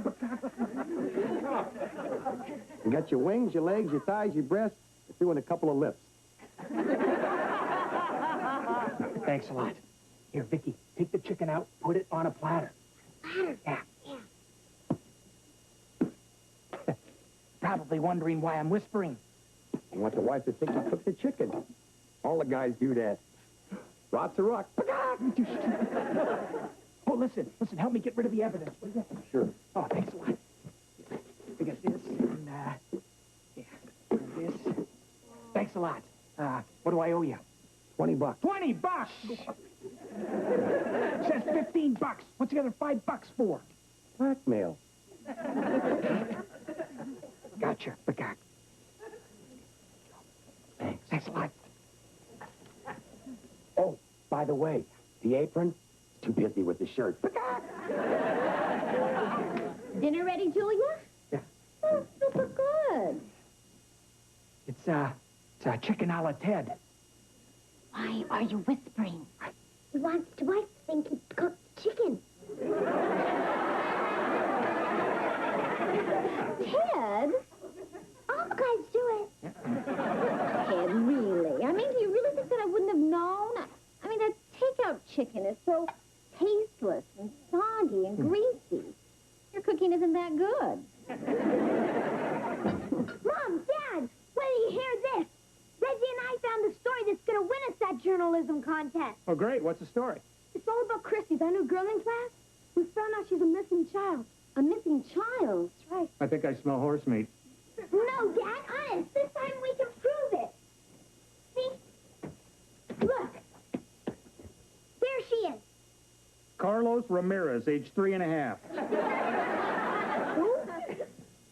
Where's the other milk carton? The one that was here on the table. Oh, well, I guess I gave that to the chicken man with the rest of the evidence. Sorry, Jane. this is dreadful if Jamie's right. Yeah, we better check this out, honey. Listen, you guys write that story and give it to the principal so he'll be aware of the problem, okay? We will. He's got to believe a story this big. Rocks to rocks.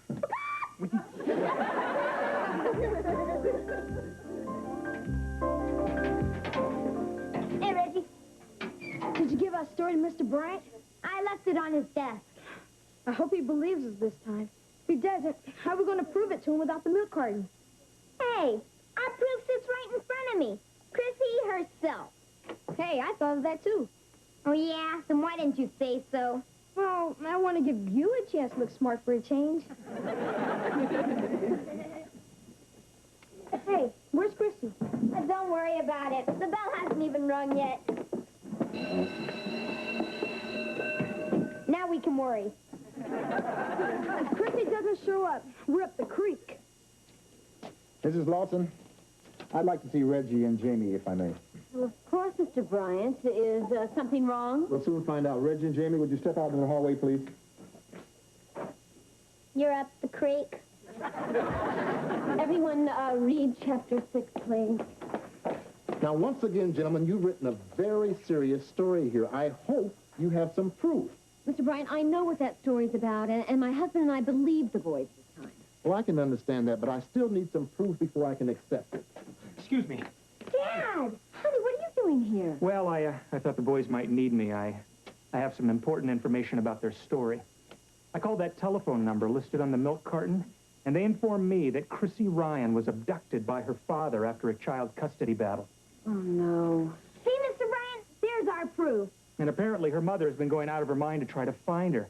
So I notified the police, and I also went to almost every market in town to try to find this.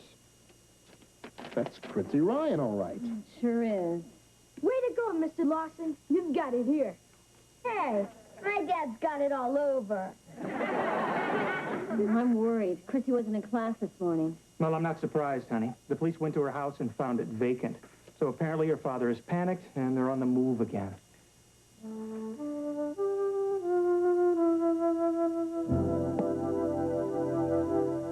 Oh, that's beautiful, honey. Come on, guys, cheer up. I mean, after all, you two did win the journalism contest with your story. Yeah, I know. I feel so bad about Chrissy. Yeah, me too. You guys are going to feel a lot better when you bury your face in a big piece of that cake, huh? I doubt it.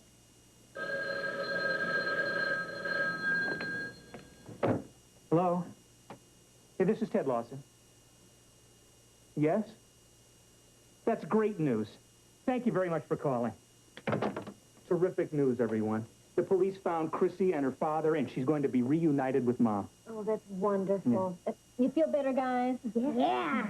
Now I feel like burying my face in a piece of cake. You got it?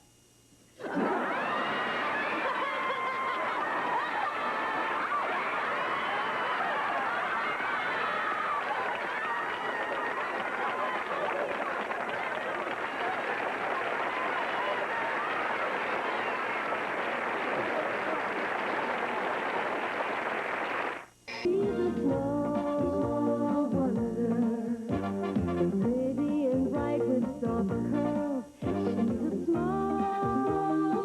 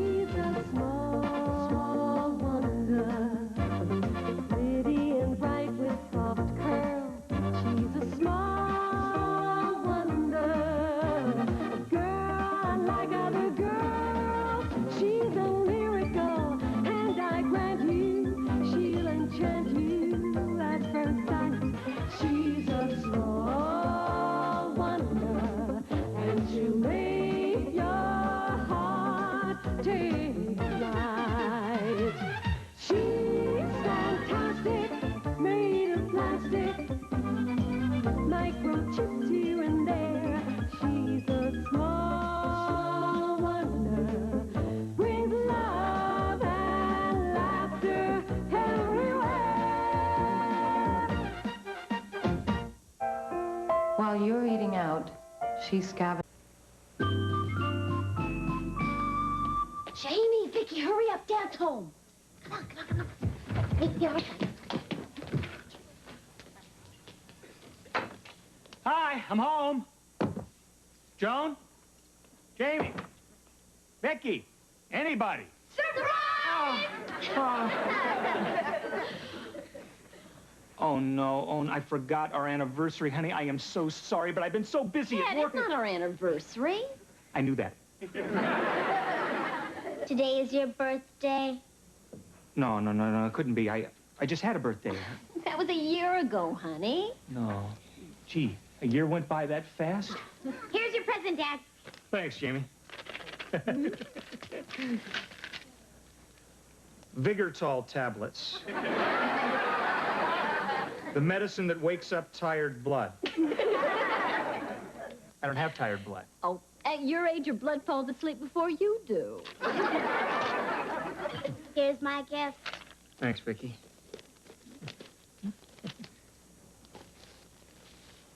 Prunes. To get you going in the morning. That's very, very, very funny. I'll get it. I am the Grim Reaper. Dad, it's for you. Are you Ted Lawson? Yes. Write out your will and take another pill. Shed a birthday tear, for the end is coming near.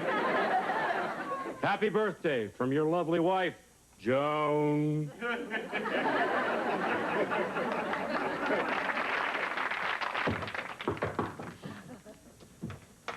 I'll be seeing you soon. Now, wasn't that funny, Ted?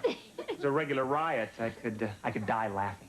Well, where are you going? I made your birthday cake. You have to blow out the candles. Geez, honey, at my age, I don't know if I have enough breath. I'll just take a Vigorol tablet, have a prune, and make out my will.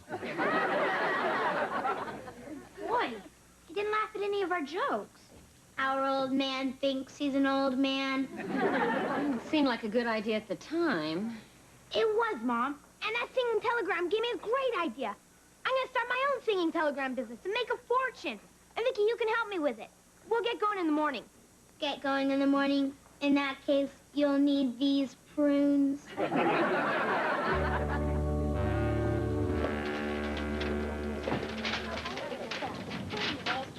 Hey, Jane, what you doing? Hey, Red, one flyer's worth 1,000 words. Kilogram singing telegrams for every occasion. Jamie Lawson, president. It's my new business. I'm going to cheer people up, and they're going to pay me a fortune to do it. And that'll cheer him up. Me, too. I always wanted to marry Rich. So how does it work? Well, let's say, for example, you want to send a Valentine greeting to your girl, Brandy. You tell me all about her, pay me $2, then I'll write a singing telegram. Oh, you mean like, yo, sweet Brandy, sweet as candy. You're so cute, and you're so fine. Bet you think I'm terrific, because I sent this Valentine. Great, Reg. Where'd you hear that? What do you mean, where'd I hear it? I just made it up. My mouth and my brain work on fast forward. No, Reggie. With you writing the telegrams, Vicky singing them, and me selling them, we could do okay. How'd you like to join the company? You mean be partners? Right. Hey, you got it, partner. Right. Hey, what about me? What can I do? You can be our first customer. Okay, Vicky, do your thing.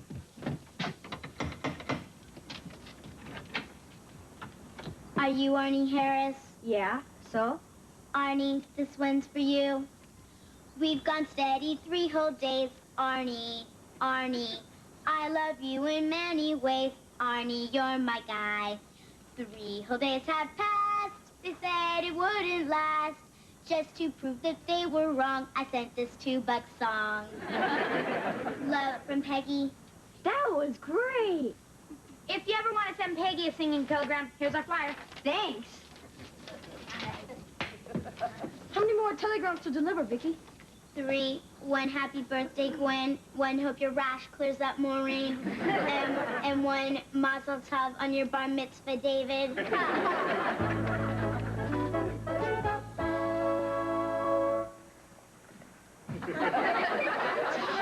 what are you doing? My skin has lost its firmness. It takes Jell-O less time to settle. Honey, stop this. You've been acting like an old man for 3 days. No, honey, I think that you and the kids are right. I am an old man. Oh, you are not. I mean, you're young, handsome, strong, vital. I think I'll take a nap. No way. And from now on, I don't want to hear the word old in this house. The accent is on young. And instead of taking a nap, come on, let's do something fun. Come on, let's dance. Well, honey, I really don't think I should at my age. Ted, cut this out. Age is just a state of mind. You're as young as you think you are. I think I'm 112. That's old. No, I said I didn't want to hear the old word. But, honey, you know how it is at my age. The first 2 things that go are your memory and your... Okay, Vicky, how'd we do? Altogether, we delivered 6 telegrams at $2 apiece. That's $12. Great. Let's divvy it up. Okay, that's $3 for Vicky, $3 for you, and $6 for me. Hey, wait a minute. How come you get twice as much as we do? Simple. I'm the president. Jamie's right. But you said we were partners. Reggie's right. I never said we were equal partners. Jamie's right. Vicky, we both can't be right. You're right. Reggie, I'm the one who thought up kitograms. Yeah, but you'd be nowhere if I didn't write all those great songs. Writers are a dime a dozen. Oh, yeah? Well, here's a dime. Buy a dozen. I'm going to start my own singing telegram business. You'll be sorry. Hi! You still want to be in the singing telegram business? Oh, boy, do I! Well, can you sing?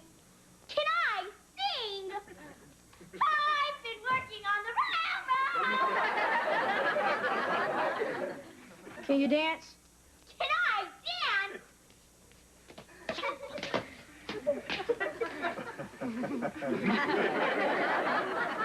You're hired anyway. Oh, Jamie, I knew you'd never leave me out of your company. Harriet, Reggie, and I just split up. Yeah, you're going to be working for me. Now, wait a minute. Jamie's my man. I can't go to work for a competing firm. I'll pay you $1 a telegram. When do we start? Right now. Let's print up our own flyers. Yeah. Good riddance. Who needs them? We do. There'll be competition. They'll cut our profits in half. Don't worry. No one can sell telegrams like the Big J. But Reggie has Harriet to sing the songs now. Don't worry. She can't sing near as good as you. But with Reggie gone, who's going to write the songs I sing? I am. It's time to worry.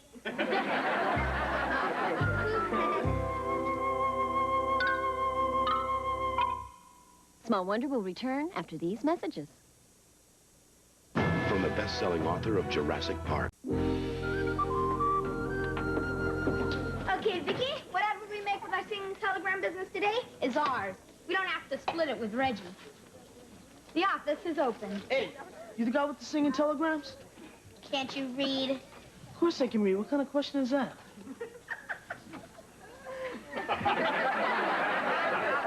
Are you the guy with the singing telegrams? Obviously a man of wit and intelligence. Jamie Lawson, at your service. What can I do for you? I'm Stanley Konofsky. I want to send a telegram to that girl over there. Her name's Stella. You got it. That'll be $2. What would you like to say to Stella? Well, I ain't no good with no words, you know? Well, just tell me what you'd like to say, and I'll put it into the right words. Well, I want her to know that she's my girl. And nobody better mess with her, no way, or I'll... Know what I mean? I think I can put that into words. Anything else? Yeah. Tell her that any guy who even looks at her, I'm gonna tie his arms and legs together with his tongue. And one more thing. Make it sound romantic. You got it. Stella will receive her singing telegram this time tomorrow. Wrong. You're gonna deliver it in 5 minutes. 5 minutes?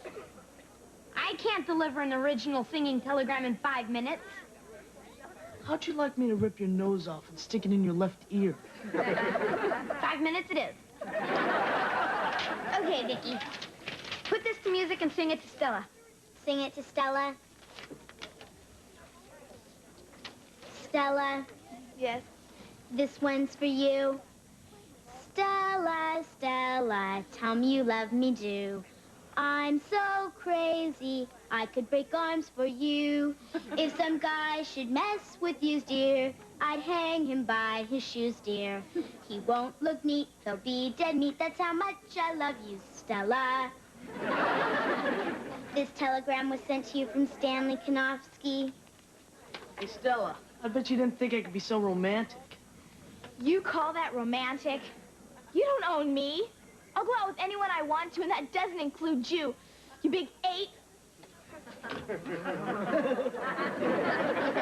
Stella! Stella! If you'd like to recommend our wonderful service to your friends, please give them this flyer. This is all your fault. Because of you, I just lost the only girl I ever loved. Hey, I'll tell you what. I'll write a new telegram and give it to her for free. Okay, I'll give you one more chance. You deliver tomorrow, same time, same place. And this time you better make things right. Know what I mean? He knows what you mean. Remember, the deadline's tomorrow. The emphasis on dead. Boy, if we don't pull this off, Vicky, we're in big trouble. What do you mean, we, stranger?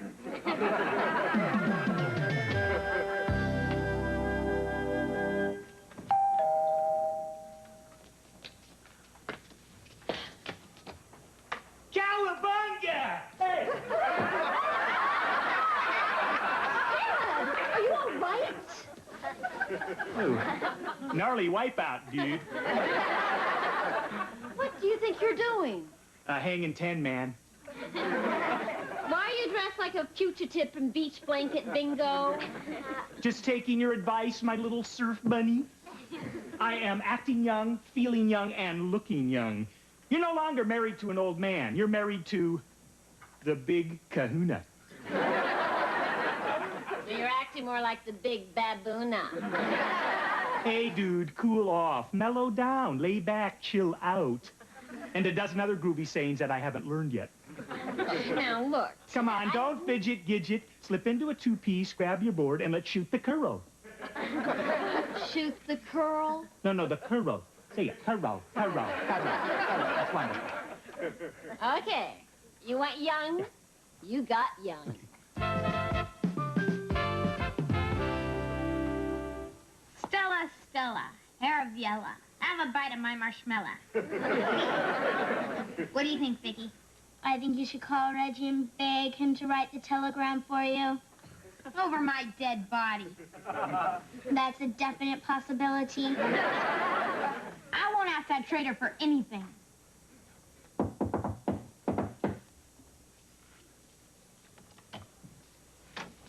Hi, Vicky. Hi, traitor. How's business? Couldn't be better. How's your business? Even better than couldn't be better. Mine's even better than that. As a matter of fact, we're doing repeat business. This is the second telegram for a satisfied customer. He was so satisfied, he threatened to stick Jamie's nose in his ear. We don't have those kind of problems with our customers. In fact, we just delivered 3 telegrams. That's right. 1 measles, 1 tonsillectomy, and when I saw you with that other girl and I'm throwing your ring down the sewer. Reggie, you know, this is ridiculous. Why are we competing?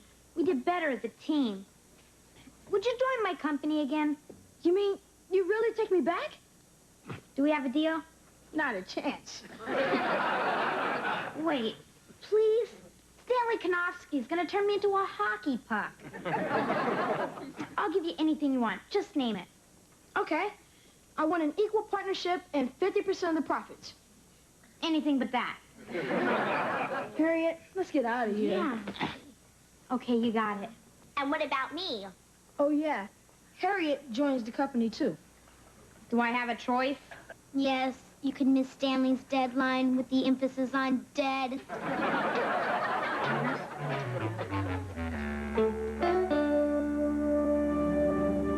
This is so tubular.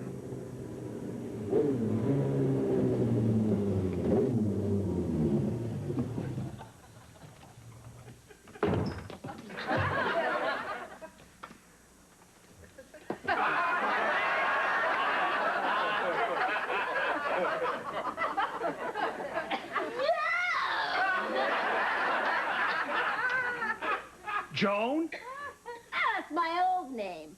But now that I'm young again, you can call me Bad Mama. Bad Mama. Yeah! Ah, I got down. I got funky. I got young. You got nuts. My bike, man. I mean, we'll hit the roadhouse, down a few brewskis, and, slam dance, eh? Ow! Joan, you look ridiculous. You know, you don't have to dress like a crazed teenager to look young. I don't look any more ridiculous than you do. Big kahuna. I guess you're right. I guess I do look like a fool, idiot, moron, yo-yo. Feel free to jump in any time and stop me here. Oh, no need. You're doing just fine. All right, Joni, you made your point. I guess I do feel a little silly in this outfit. Yeah, me too. Would you return the motorcycle to Charlie's kid up the street while I slip into something middle class? Come on. Hi, Dad.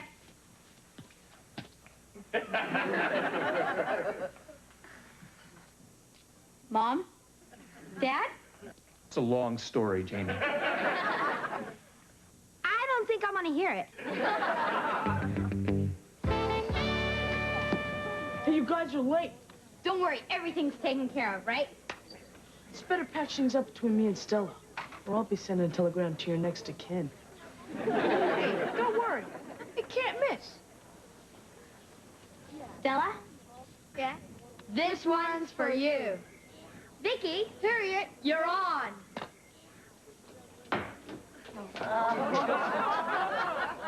Won't you forgive me, Stella? Let's make this work.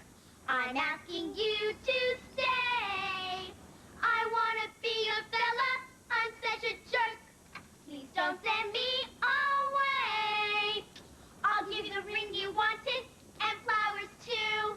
If you would only love me true. I know I'm a klutz and sometimes a yes. Stella, be my baby. Say yes, don't say maybe. Love you, Stella must go what? Love, Stanley. Now that's romantic. Stella. Stanley.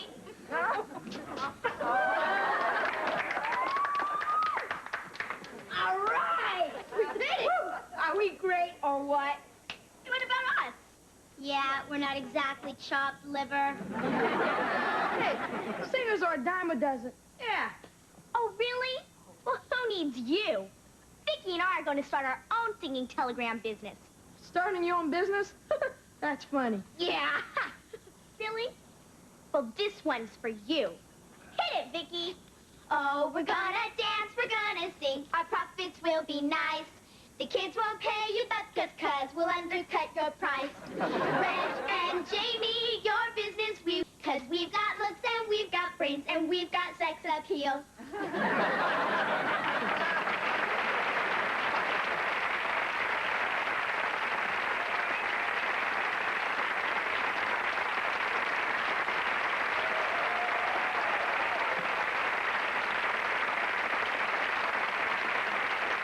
on the next Home Improvement. Welcome to Tim. She's a small wonder, pretty and bright with soft curls. She's a small wonder, a girl unlike other girls. She's a miracle, and I grant you, she'll enchant you at first sight.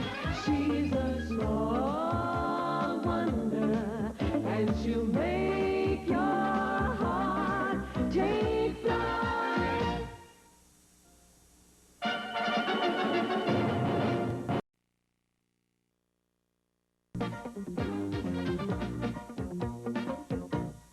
She's a small wonder, pretty and bright with soft curls. She's a small wonder, a girl unlike other girls. She's a miracle, and I grant you, she'll enchant you at first sight. She's a small wonder, and she'll make your heart take flight. She's fantastic, made of plastic, microchips here and there. She's a small wonder, brings love and laughter everywhere.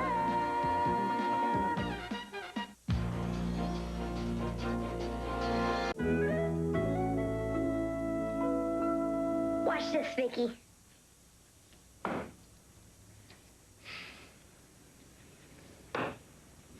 Bullseye! How about that, Vicky? Big deal. Oh, yeah? Let's see you do it, wise guy. I only need one.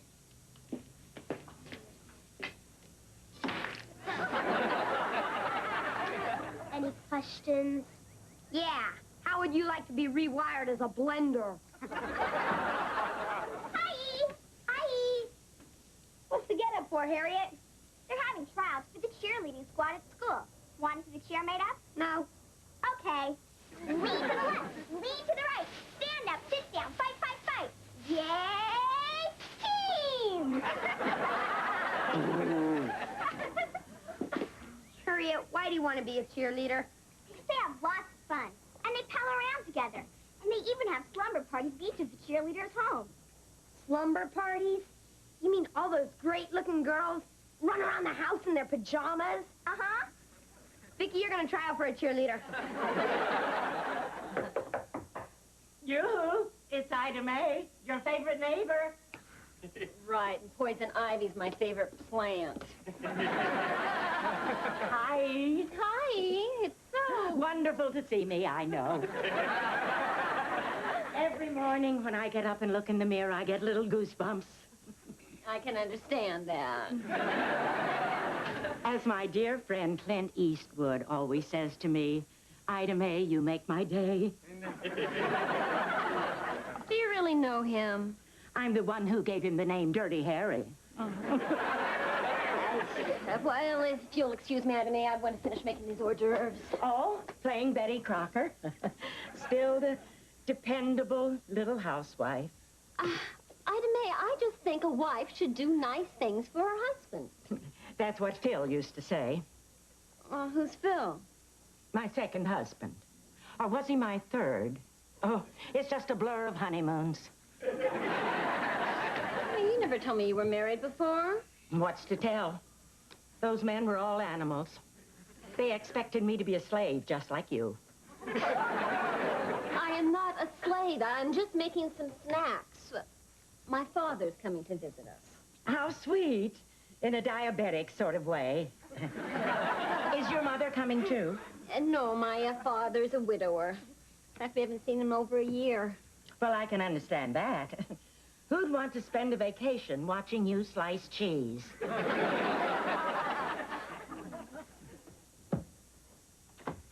Here we are, Dad. Welcome to my home sweet mortgage. Say, there's my darling little granddaughter. Hi, honey. Hi, honey. Come on over here, Vicky, and give your grandpa a great big hug. A great big hug. Yeah. Oh.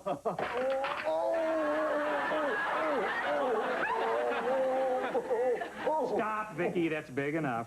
Oh, I keep forgetting she's really a robot. Oh, what strength. I can crack walnuts between my toes. Tony, we're back. Grandpa!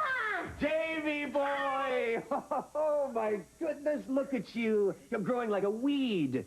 And so handsome. Yeah. And Vicky, you're growing like an erector set. Yeah. Daddy, oh, Daddy! Jody. Welcome. Oh, how's my beautiful daughter? Oh, and who's this?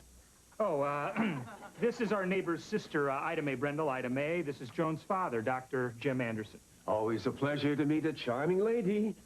Oh, yeah? Well, if you're trying to make a pass, Buster, you can just... Did he say doctor? That's right. How nice. Doctors do very well, don't they? Well, I get by. Jamie, Vicky, would you go in the kitchen and finish making those hors d'oeuvres, please? Sure, Mom. Come on, erector set. Okay, weed. Ida Mae, listen, if you don't mind, Dad's had a long flight, and I'm sure he'd like to relax. Oh, I don't mind at all. Come on, let's relax. Dad, it's so good to have you here.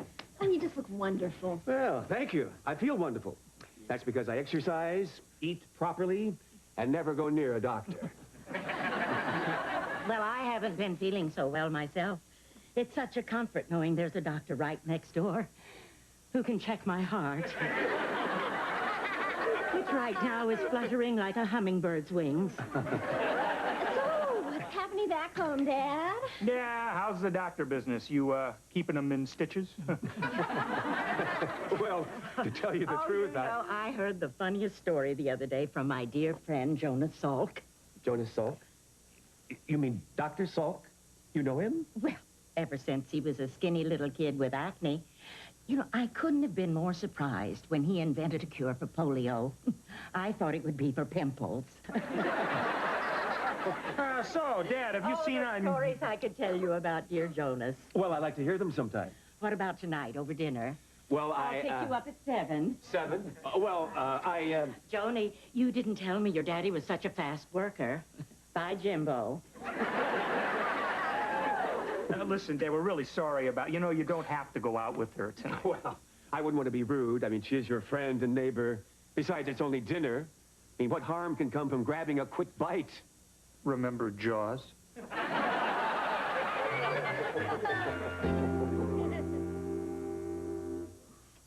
Poor Dad. He must be having a miserable time with Ida Mae. Hi. Hi, you're home early. Couldn't wait to get rid of Ida Mae, huh? We should have told you about her. Oh, yes, you should have. I mean, what an interesting woman. I mean, she knows everyone. Did you know that Ida Mae was the one who talked Sylvester Stallone into being an actor? Before he met her, he was going to be a speech therapist. Dad, there's a lot you don't know about Ida Mae. Oh, I'm sure. Maybe I'll find out some of it tomorrow night. Tomorrow night? Huh? We're going dancing. She said she'd show me some of the steps she taught Michael Jackson. Oh, I'm bad. Real bad. Good night. Good night.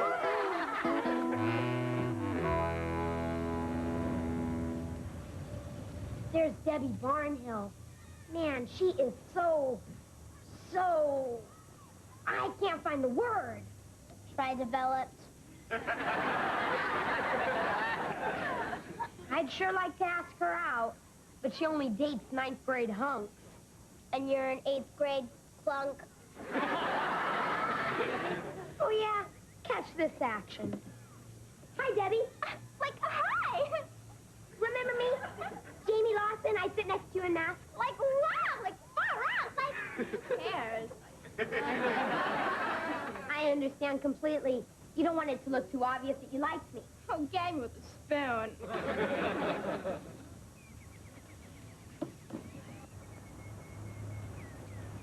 Well, I tried.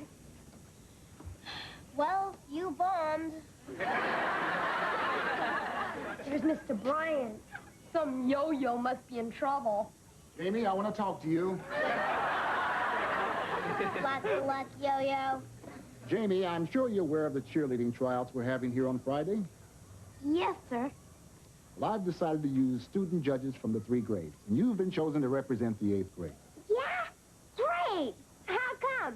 Because I'm so popular? No, I pulled your name out of a hat.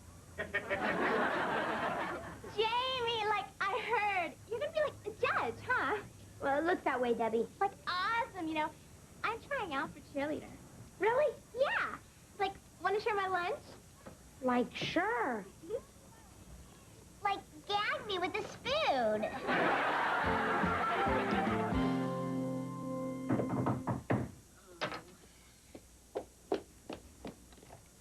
Hi. Oh, hi. Is my Jimbo here? No, Jimbo is playing golfo with Teddo. That's the 3rd time this week, oh. Well, he won't have time for foolish games like that afterwards. Afterwards? After we're married. Married? Did my father ask you to marry him, Ida May? Well, no, but he will. And please, forget the Ida May. You can call me Mommy Dearest. Tonight, Homer gets a new job as Mr. Burns' assistant. Ted! You see what you made me do, Joan? Well, how can you practice golf at a time like this? Ida May thinks she's going to marry my father. Joan, what Ida May thinks isn't important. It's what your father thinks that counts. Oh, honey, Ted, I forgot to mention I can't stay for dinner. I'm taking Ida May out. Dad, you've seen Ida May every night since you've been here. Do you really like her that much? Oh, she's a million laughs. You know, I've been a widower so long, I forgot how much fun it is to date. Yeah, well, dating's one thing, but you're not thinking about maybe marrying again, are you? Well, if the right woman came along, I might take another dip in the sea of matrimony. Who knows? Well, I better get dressed.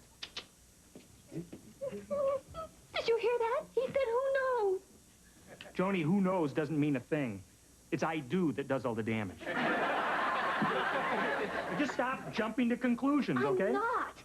Ida May has him completely hoodwinked. Oh, with us, she's Godzilla. With him, she's Gidget. Where are you going, handsome? Debbie finally agreed to go out with me. Guess my macho image and great personality. And because she's trying out for a cheerleader and you're a judge. Honey, it sounds like she's just using you to get your vote. And she's doing a bang-up job of it. Tim, you stop that. You know that Ida May doesn't love him. She's just after him because she knows that a doctor makes a good living. And she's doing a bang-up job of it. Joni, your father is capable of making his own decisions. And if you don't want him to resent you, don't say anything. Don't butt in. But Ted... Butt out.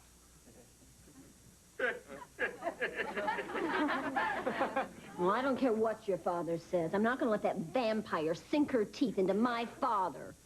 Dad said to butt out. Well, what your father doesn't know won't hurt him. And with your help, Dickie, I just might be able to convince Ida May that my dad isn't the great catch that she thinks he is. Okay? Like, wow, like far out, like who cares?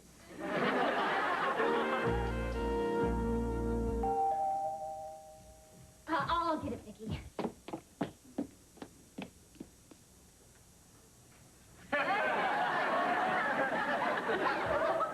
It's the vampire. And you know what to do. I know what to do. Hi. Hi. Hello, Vicky. Hello, vampire. Oh, won't you please sit down, Ida May? My dad will be right out. Oh, thank you. Listen, I hope you don't go too crazy giving me expensive presents. Expensive presents? Next Mother's Day. I won't, Mommy dearest. You know, it's going to seem strange having a daughter-in-law older than I. Oh, hi there, Ida May. Jim will be right out. So where are you two crazy kids going tonight, huh? Mud wrestling? He told you. Honey, would you go tell Dad that she's here? Sure. Well, Ida Mae, my father and you have certainly hit it off. Oh, yes, that dear man. He's so sweet, so generous, so handsome. So broke. Broke? Vicky, you're not supposed to talk about that.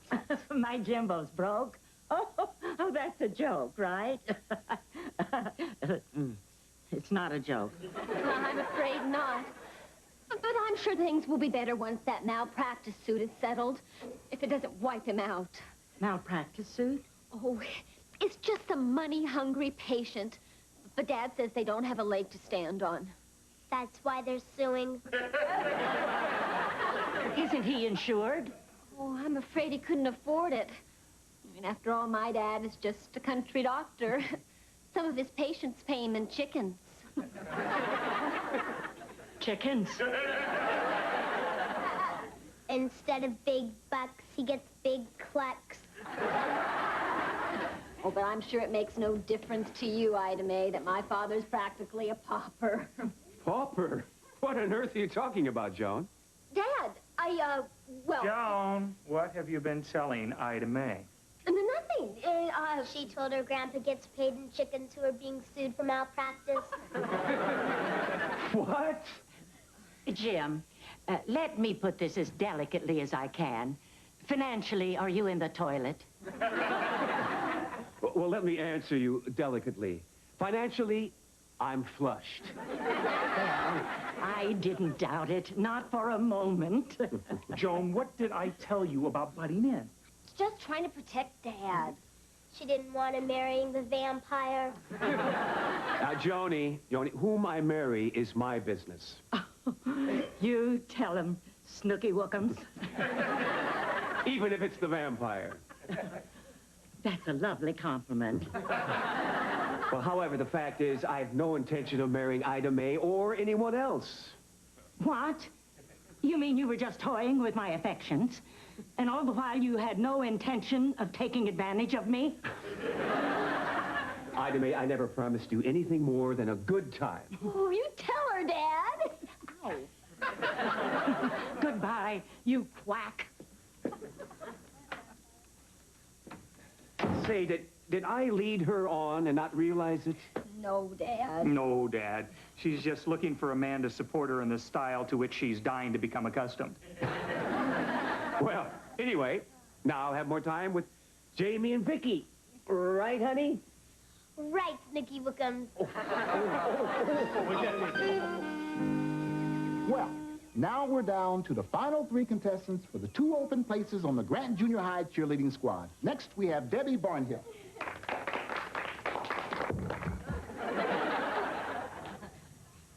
Like give me a G. Like give me an R. Like give me an A. Like give me an N. Like give me a T. Like, what did I spell?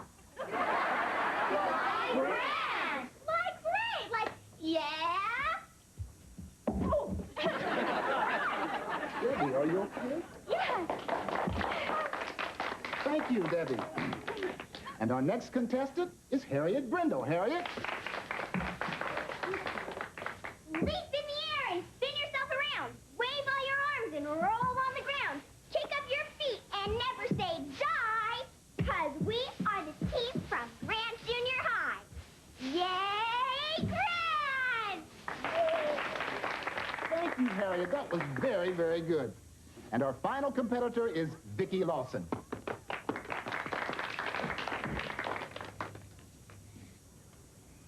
Grant's the best from here to Maine. Opponents all go down the drain. We always win, come sun or rain. So climb aboard the victory train.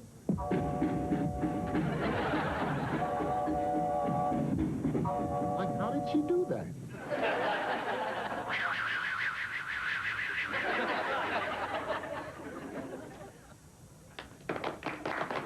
Vicki! That was something else. And now for the big moment. Which two of these ladies will be members of the junior high cheerleading squad? Judges, what have you decided? What's going on here? You're supposed to vote for two girls. And all three of you voted for Debbie Barnhill. Now, how come? Easy. She was the best. You mean the best? She can't cheer, she can't jump, what? She can't even land. I want the truth. Why did you vote for her? Well, Debbie let me take her out for pizza. What? She let me take her out for pizza. Me too. That double-crosser. I thought I was the only one she was using. I think we'd like to vote again, Mr. Bryant. Mm-hmm, good thinking.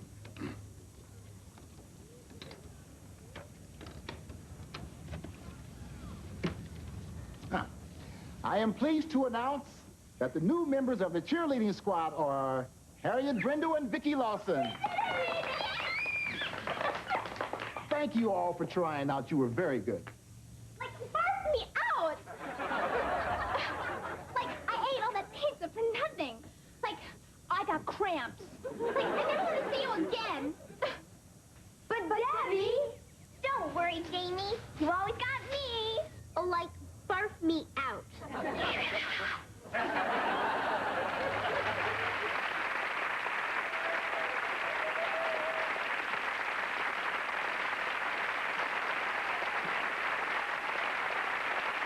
Tonight, America's favorite children's book series returns.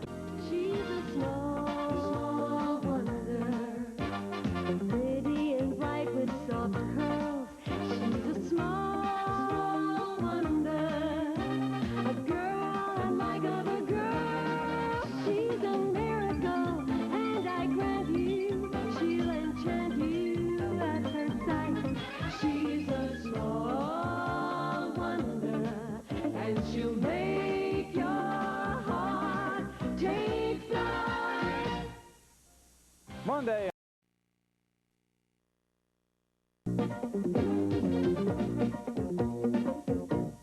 She's a small wonder, pretty and bright with soft curls. She's a small wonder, a girl unlike other girls. She's a miracle, and I grant you, she'll enchant you at first sight. She's a small wonder, and she'll make your heart take flight. She's fantastic, made of plastic, microchips here and there. She's a small wonder, brings love and laughter everywhere.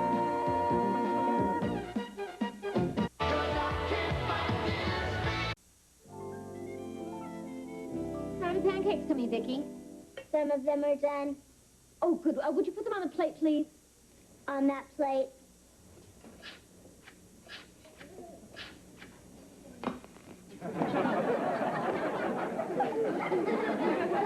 Thanks, Vicki. Morning. Breakfast's ready. With all that homework you gave out, who's got time to eat? Mom, you're just a substitute teacher. You gave out more homework than the regular teacher. Well, you want to learn, don't you? Sure, but I'd like to leave a little something for college. Ta-da! Morning, honey. Morning, good morning. Come on, it's a great morning. What's so great about it? Mom didn't give him any homework. At 3 o'clock this morning, I came up with an idea for a fantastic new project at United Robotronics. And when I tell Mr. Jennings about it, he'll probably promote me. Well, what's the project? It's a new robotic arm that will turn hospital patients over in their beds more easily and safely. Really? Well, that explains it. What? I thought it was a dream last night when you kept on flipping me over.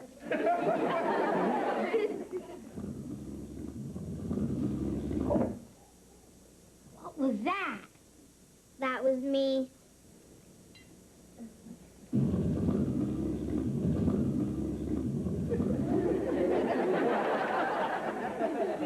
I've never heard your tummy rumble like that before. Joni, robots don't have a tummy. She has a titanium polynucleotide processor that turns food into energy.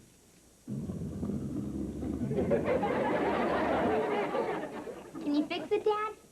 Well, maybe it'll stabilize itself. I'll check her out tonight. Anyway, I just want to get to work right now. Oh, honey, have some breakfast first. Vicky made pancakes. All right. I'll have just a couple, Vicky. Couple of pancakes coming up.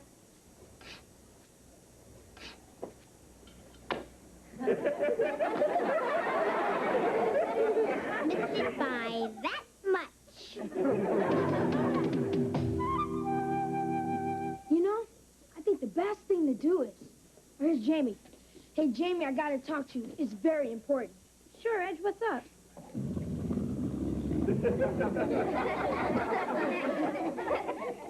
What was that? That was me. Vicky took too many of those time-release vitamins, and they all went off at once. So what's so important? Well, we've got to do something about your mom. The homework's killing us. Yeah, me too. You know, she's turning into a real battle axe. I tried to talk to her about it last night. Yeah? What'd she say? The key words were fail, grounded, and no allowance. Well, maybe if I talk to her. Tell her that we're madder than heck, and we're not going to take it anymore. Well, we're behind you all the way. Right, Vicky? That's a yes. Good morning, class. Good morning. Before we get started, I want to remind everybody that we've got a big test coming up on Friday. And I want you to... Reggie, do you have something that you'd like to share with the class? Yes, Reggie. You tell her, Jamie. Yes, Jamie? You tell her, Vicky. Yes, Vicky? You're a real battle axe. What? We're madder than heck, and we're not going to take it anymore. Yeah. Well, what are you all so mad about? The key word is homework. Yeah. Oh, I take it that you feel that I give you too much homework. Is that it? Yeah. But you all want to do well in school, right? Right. And you want to get good grades on your tests, right? Right. So you understand why I have to give you so much homework, right? Wrong. Well, I'm sorry, but that's the way that it's got to be. Yes, Reggie? But why, Miss Lawson? School's supposed to be fun, not just work. If one of us was the teacher, it'd be a lot different. Oh, and I suppose that all of you agree with that?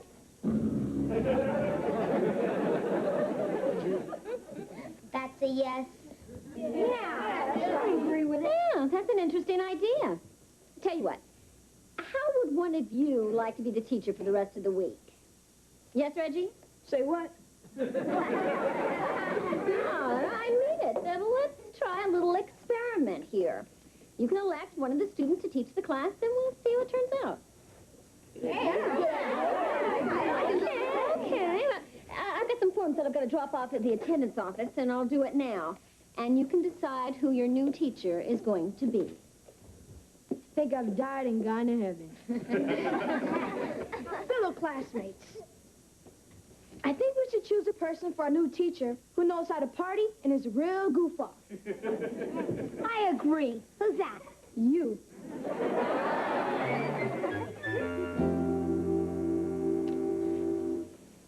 Morning, Miss Grimm.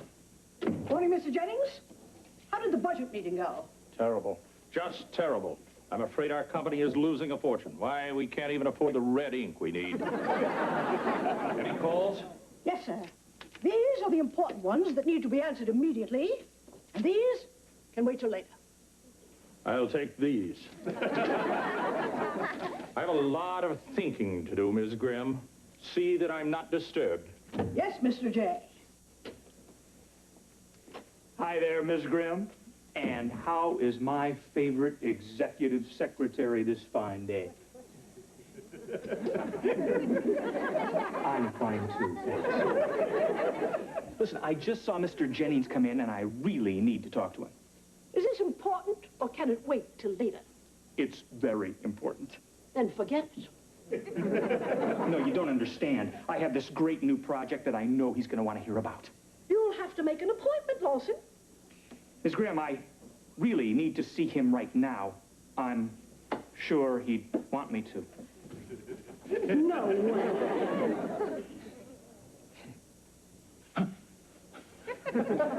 Really, Lawson? You think you can fool me with a simple head fake? Miss Graham, I'm going in there. Over your dead body.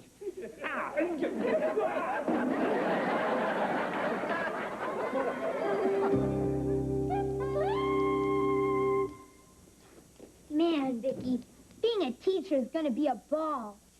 A ball. Say that again. A ball. Great. The rumbling's gone, but now you got the hiccups. It's me, Harriet! She asked where I am. Tell her I ran off to join the circus. They need someone to shoot out of the cannon.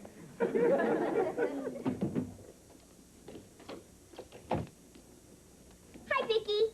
Hi. I heard that Jamie's going to be the teacher in his class, so I brought him an apple. You know, apple polisher. Isn't that cute? Cute. Boy, you've got a bad case of the hiccups. But I know how to get rid of them. Now take a deep breath. Hold it. Hold it. Now blow it out real hard.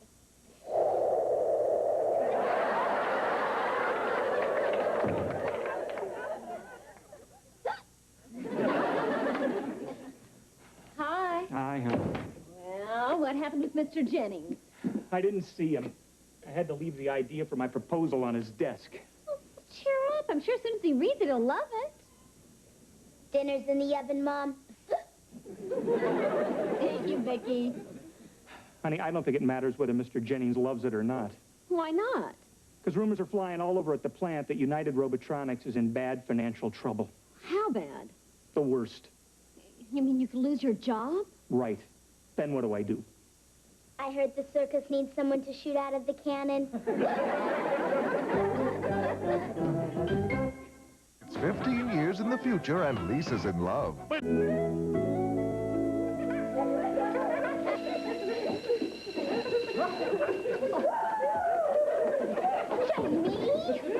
Look at the way that your class is behaving.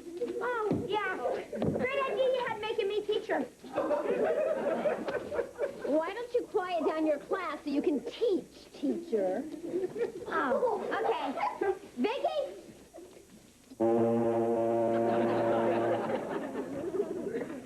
Okay, class, we will now discuss the heroes of the Revolutionary War. Who said, I have not yet begun to fight? Reggie?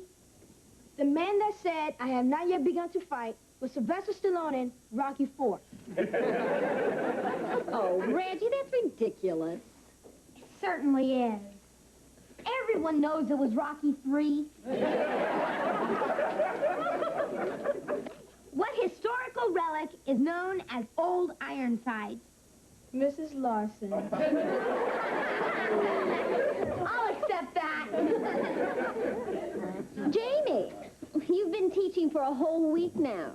When are you planning on giving the test? What do they need a test for? Well, that's the only way that they can prove that they've learned anything. I got a better idea. Why don't we just take their word for it? Well, I'm afraid that the principal insists upon a test, and there's no way around it. Vicky, excuse me, will you please pass up these test papers? I'll correct them during my lunch hour. Sure, Mom.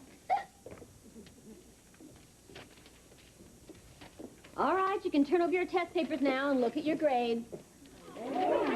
Oh, no, I got an F. Even I got an F, and I was the teacher. I'm afraid you all got Fs. Except me. I got an A. I love it. There's always one smart aleck who runs the curve. Well, it's really a shame. It's going to ruin all of your good averages. Mrs. Lawson, you know, I never say anything bad about anybody, and and I'd never get anyone in trouble. But it's his fault. He didn't teach us anything. Well, true. But it's all of your faults, too. You wanted a teacher that would let you goof off, right? Yeah, that's right. Yeah. I hope you realize now that if teachers aren't demanding, students won't learn anything. Mrs. Lawson, I guess I deserve to fail the test. But couldn't you give the rest of the class a chance to take it over, please? Oh, okay. Well, let's open our books and we'll start our review. And I'm sure you all want to include Jamie in on the makeup test, too, right? Wrong!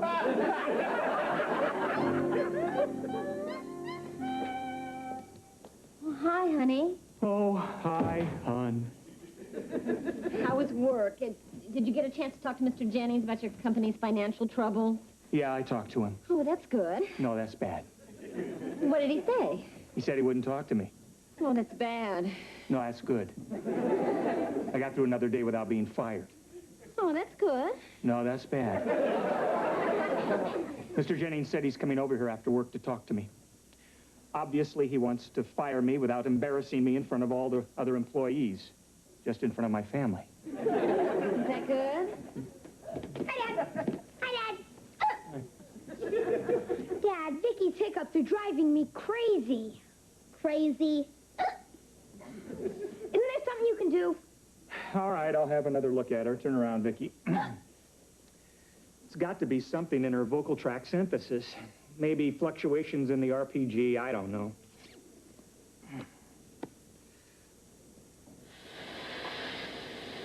What did you do? What's that hissing sound? She sounds like she sprung a leak. Nitrous oxide. See, her polynucleotide processor produces nitrogen as a byproduct of what she eats. And that combined with her oxygen intake produces nitrous oxide. Say what? Well, what happens if you breathe it? Is it dangerous? You might laugh yourself to death. What? It's what dentists use. It's commonly called laughing gas. Well, that seems to be the last of it. Will she do it again? Well, not if we don't feed her. So until I can fix her properly, nobody in the family give her anything to eat. I mean, even one little bite could start this up again. So nobody bite me? It must be Mr. Jennings. I'll get it. Okay.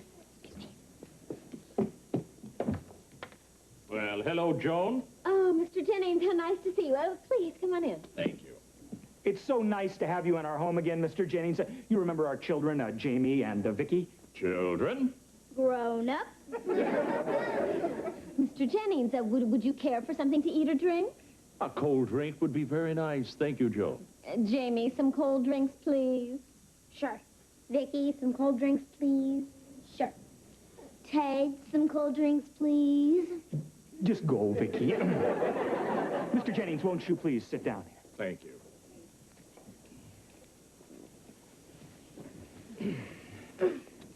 I'll get right to the point. I guess you've heard that things are not going very well for us down at the company. No, Well, it's a shame it's come to this. I remember very well 25 years ago when I first got the idea to form United Robotronics.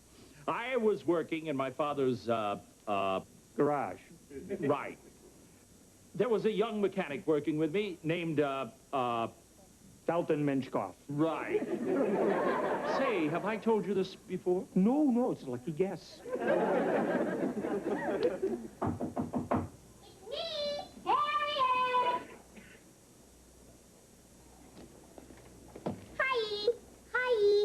That apple I gave Jamie didn't help, so I made him some apple pie.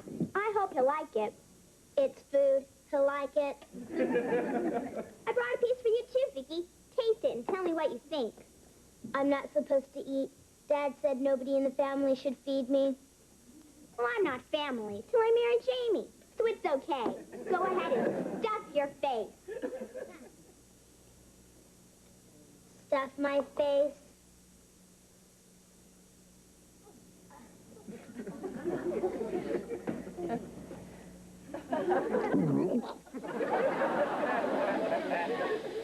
What's that hissing noise?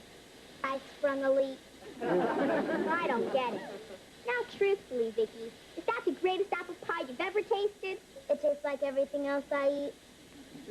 That's not a very nice thing to say, Vicky. I'm very insulted. I worked very hard on that pie. You made me very angry. Then why are you laughing? Who's laughing?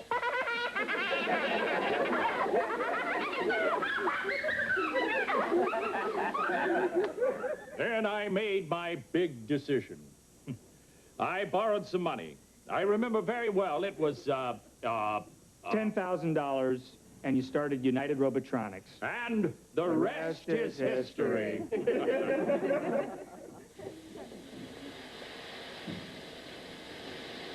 Thank you, Vicky. Say, did you hear a hissing sound? Hissing? Oh, yeah. You see, we're having a little problem with our... air conditioning. Right. Lucky guess. Jamie, why don't you take Vicky into your room and finish her homework? Gotcha, Mom. Come on, Vicky. All homework can wait. What I have to say, the whole family should hear. Vicky, come over here and sit next to me. No, sir. I think that homework is much more important This than... will only take a minute. Sit right here, Vicky. As I said, United Robotronics is facing the worst crisis in its history.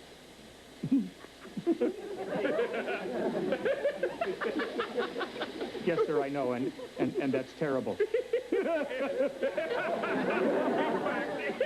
We're on the verge of going belly up.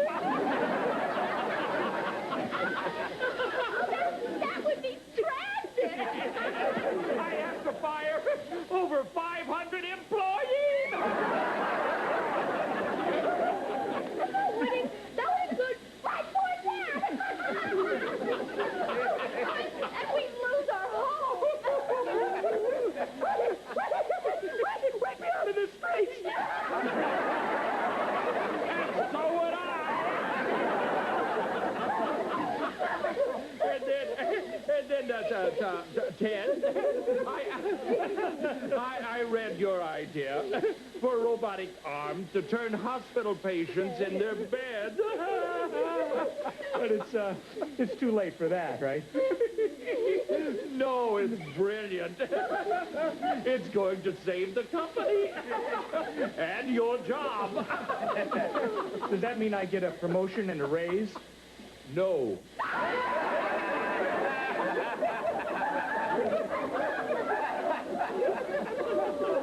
don't get it.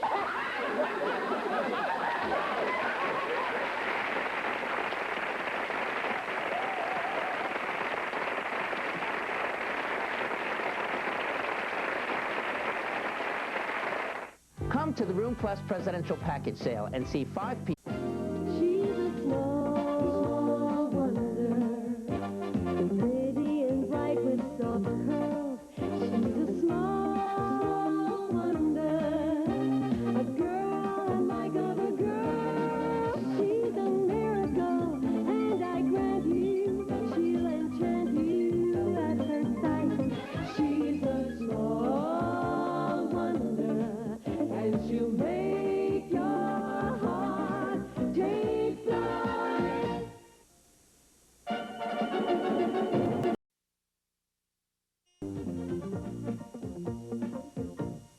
She's a small wonder, pretty and bright with soft curls.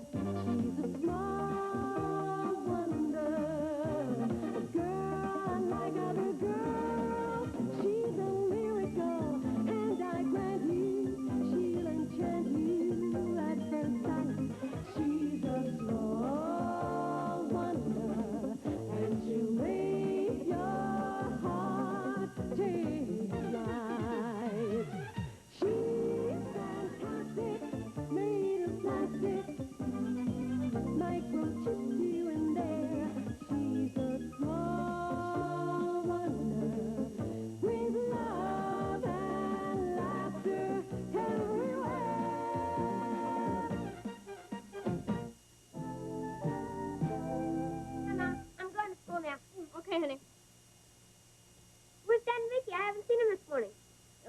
father's back on his health kick again. He went jogging and he took Vicky with him.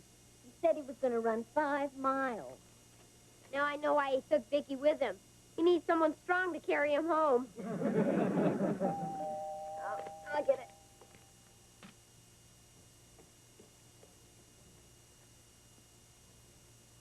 Oh, no, what happened? Nothing. It's a joke. No, I'm fine. Vicky, put me down. Thanks a lot. Kid, that's not funny. You scared me half to death. Scared me the other half. Bye, Mom. Bye, Dad. Bye. You know how I feel about all that jogging, especially 5 miles. Man, 5 miles is nothing, right, Vicky? Right. Especially when you jog 1 and I carry you 4. Oh, Vicky, you're so cute. Now, why don't you go jog your cabin? You know, honey, you should exercise more. I mean, it keeps you healthy. You see, that's why I never get a cold or any of that other stuff that's going around. Do I look like I need more exercise? Not right this minute. But you got to think about the future, honey. I mean, one night you could go to bed looking like Shelley Long and wake up the next morning looking like Shelley Winter.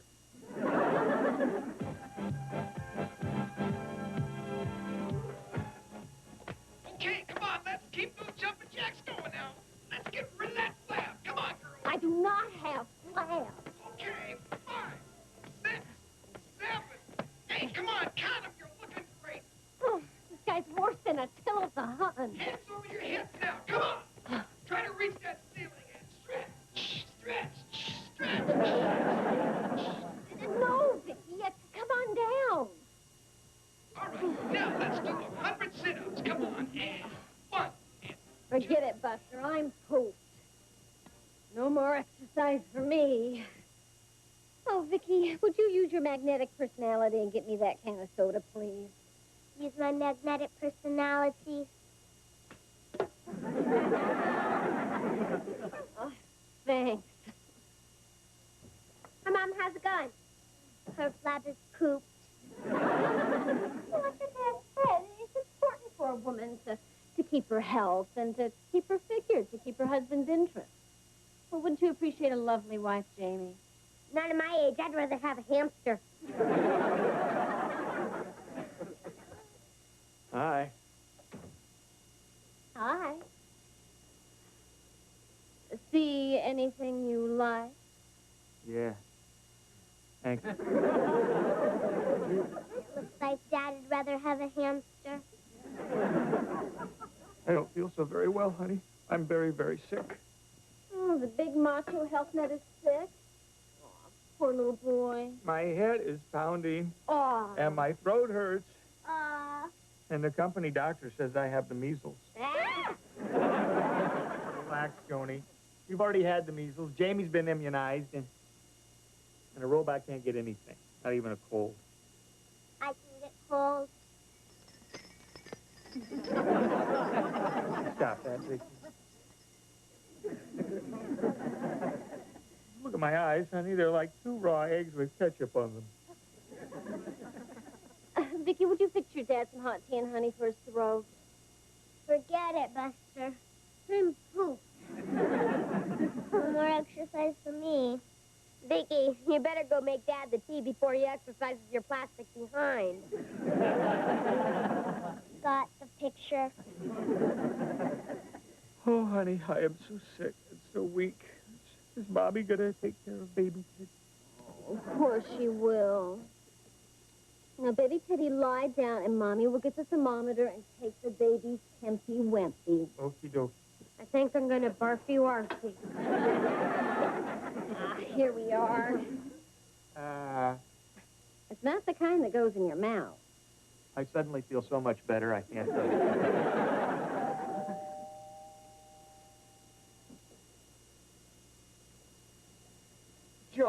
Joni, Teddy. When they told me at the office you'd come home sick, I rushed right over. Well, that was awfully nice of you, Brandon. Hey, I'm not just your boss. I'm also a warm, sensitive guy. I brought you something to take your mind off your illness. Keep her from getting bored. What's that? This briefcase is full of work. There's enough there to keep you busy for 2 weeks. Well, thank you, Brandon. What a caring friend you are. Hey. Brandon, I'm not sure how much work Ted's going to be able to do. He should get as much rest as possible with the measles. Measles? At your age? You didn't get itty bitty baby boo-boo? That's right. You better not get too close. No problem. I had measles when I was a kid. Boy, did I look funny, too. My cheeks swollen out to here. I got news for you, Brandon. You didn't have the measles. You had the mumps. Mumps? A different itsy-bitsy baby boo-boo. You mean I could catch measles from you? Well, you probably already have. Wait, Brandon. I'll take your temperature. What a coward. At least you found a great way to get rid of Brandon. Here is your tea. Oh, thank you, Vicky. That's nice. It's a little cold. Could you make it hotter, please? Make it hotter.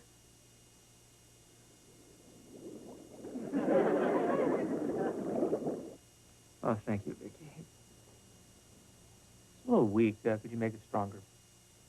Boy, this guy's worse than Attila the Hun. I'll get it. Now, you lie down. Brandon, what are you doing back here? My wife won't let me in the house. Why not? Well, when I was over there and I told her I'd been here and Ted had the measles, she threw me out. She never had them. What happened to your hand? I was trying to get in through a window. She slammed it on my fingers. I think I'm getting sick, too. I feel a chill. What are you going to do about a place to stay? Oh, that's no problem. I already found a place. It's real nice. They'll take great care of me, cater to my every whim. Where? Here. Here's your tea. It's hot and strong. Oh, thanks, Vicky. I could really use that to warm my little tummy. Warm your little tummy.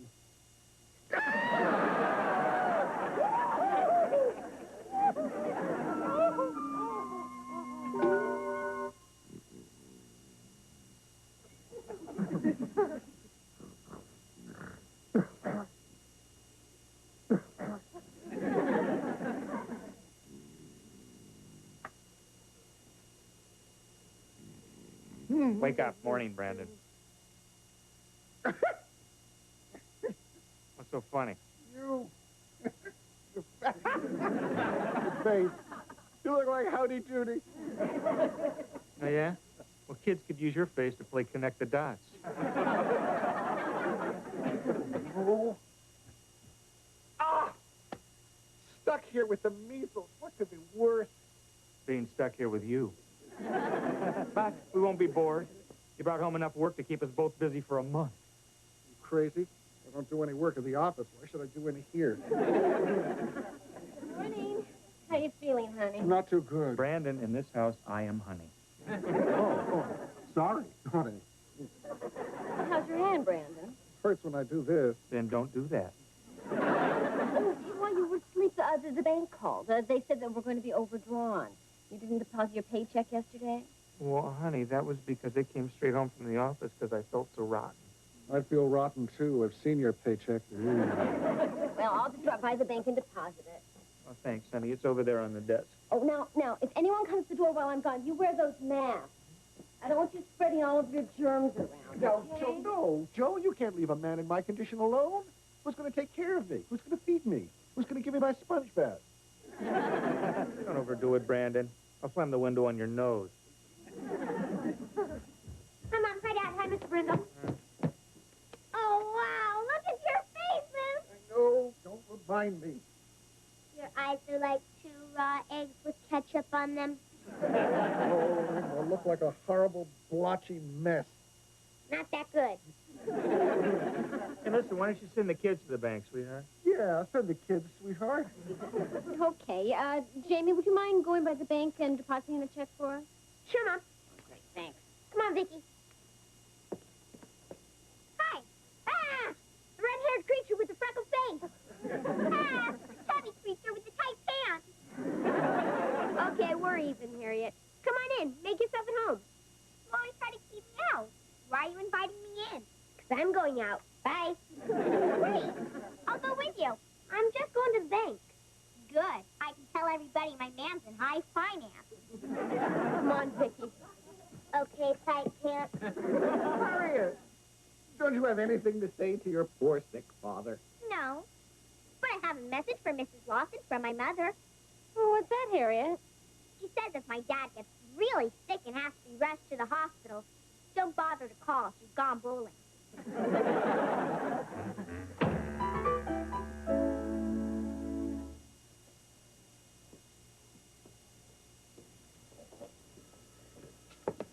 Vicky, wait here while I go deposit Dad's check.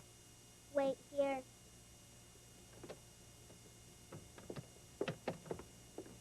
Darn money machines never work right.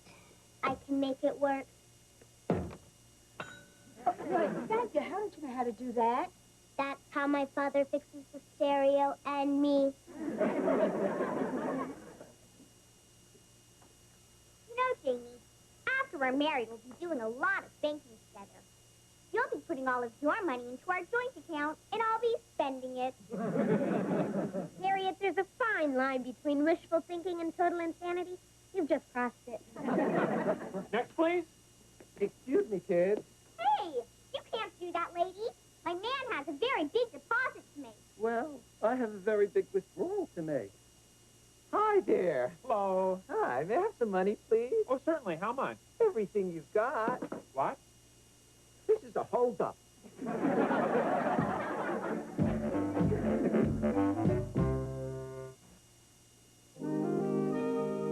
You heard me, fella. This is a holdup. Give me all your money you got back there. Sure.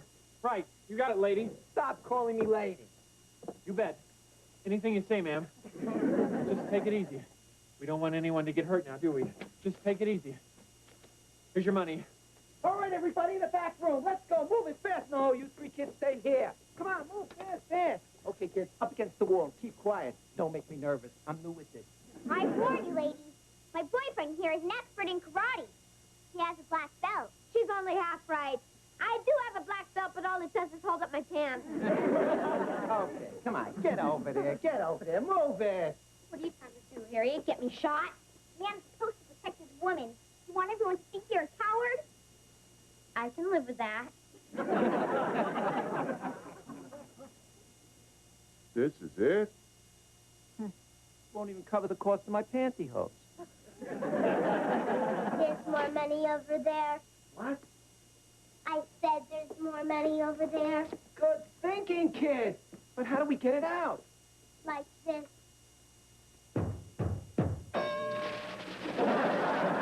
Fantastic. Want to be my partner? Here's a 20 for your trouble, cutie. You're real cute, honey. You're real cute, too, honey. Oh, no. You blew my disguise, kid. Now the cops will know I'm not just another pretty face. You sure makes an ugly woman. Just like my mother. She doesn't shave her legs either. You in the bank. This is the police. You in the bank. Oh, shucks. Just was getting the hang of this. The place is surrounded. Come out with your hands up. Do you hear that? He said, the place is surrounded. Man of there with your hands up. Fantastic. Come here, kid. You two pick up the money. Tell him I'm not giving up without a fight. He's not giving up without a fight. Tell him I've got hostages. He's got hostages. Thanks. You're welcome.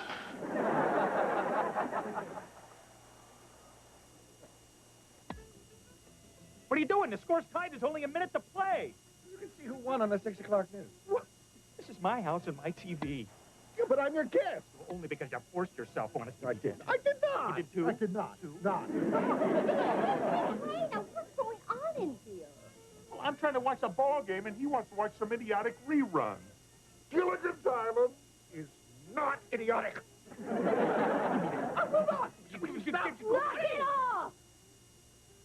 Listen to you two, grown men acting like babies. No, sir. He started it. Give me that. Will you skip out? No. There'll be no more TV for either of you. We interrupt this program to bring you a special news bulletin. A robbery is in progress at the Elm Street branch of Second Citizens Bank. There are unconfirmed reports that customers, including 3 children, are being held hostage. No, Joni, that's our bank. We'll interrupt this program with further reports as they come in. We now return to Gilligan's... Jamie and Vicky are in there. So is Harriet. We got to get down there. Come on. You'll never take me, coppers, as long as I got these hostages. Answer the phone, bullhorn mouth. I don't trust these rotten cops.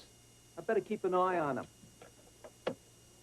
Second Citizens Bank, we pay high interest rates, low mortgage rates, and hold hostages. What are they saying? The rotten cops want to know your demands. Tell them I want a getaway car, big enough for me and you 3 kids, and a pair of shoes with low heels in red.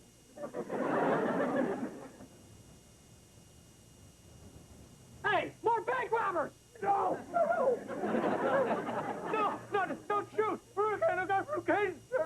What'd you say? We got the measles. We're contagious. Measles! Get out of here! Officer, it's our children in the bank. Oh, all right, that's different. You stay here, but don't breathe. Officer, you have got to go in there and get my little girl out of there. You can go back later and get his kid. Take it easy. We're doing the best we can. Yeah, well, that's not good enough. All right, you give up now, or we're coming in with guns blazing. What do you mean, we? Would you give me that and get back here before I lock you both up? So quiet out there. It's making me nervous again. Jamie, just in case we don't get out of this alive, just once, tell me you love me. Harriet, what can it hurt? I won't tell anybody. Oh, all right, Harriet. I love you. You heard it, world! He's crazy about me! Get the phone. Hello, hostage speaking. What'd they say? They have your getaway car. Also a pair of low-heeled brown shoes. Brown? It's gonna clash with my purse. I asked for red.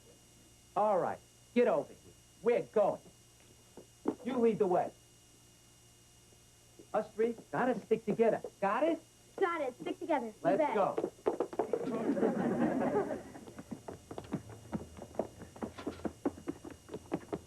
Oh, there she is. I mean, what is it? Kids, are you all right? So far, Dad. Listen, you don't need the kids. We'll go in their place. Right, Brandon? Right. He'll go in their place. No deal. As long as I got these kids, the cops won't touch me. Please, do something. Lady, the man has a gun. We don't want the kids to get hurt. Maybe I can do something. Vicky, use your magnetic personality on the robber. Great. My kid's life is in danger. He's running a charm school. Use my magnetic personality.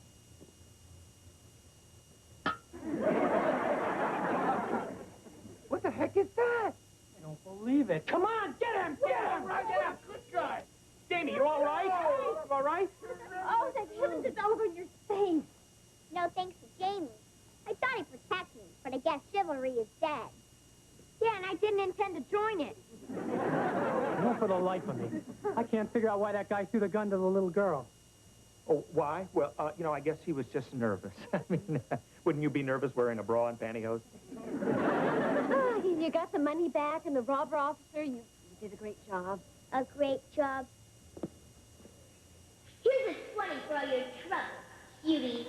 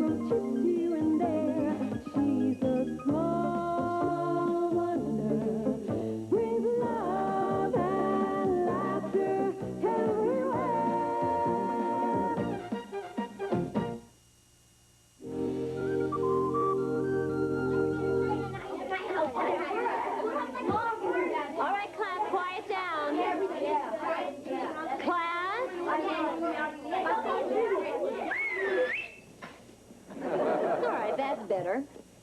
Now, today we're going to discuss accidents, safety, and first aid. And not only how to prevent them, but what to do in case you have one. How does that sound? Boring. Now, Jamie, you wouldn't think it was boring if somebody you knew was choking and you were able to save their life with a Heimlich maneuver. What kind of maneuver, Mrs. Lawson? Heimlich. Gesundheit. Well, I guess I walked right into that one. Now, who can tell me what this is called? It's called kissing. No, it's called CPR, cardiopulmonary resuscitation. It brings people back to life. Kissing can do that, too. Quiet down. Later on in the week, we'll be learning some mouth-to-mouth techniques. I'd like to practice my mouth-to-mouth with Jessica Ryan. What did you say, Jamie? Oh, nothing. He said he'd like to practice mouth-to-mouth with Jessica Ryan. Cool it, class, and I mean it. Now, since most accidents occur in the home, we're going to learn some basic home safety techniques. Oh, and I also thought it would be fun to put on a play to demonstrate how to prevent accidents. Now, who would like to volunteer to write our little play? Oh, I see we have 2 volunteers. And I'm sure the play will be both informative and funny, because it's going to be written by our 2 favorite class comedians, Jamie and Reggie. Say what? Mom, we're really not that funny. We know, but write it anyway.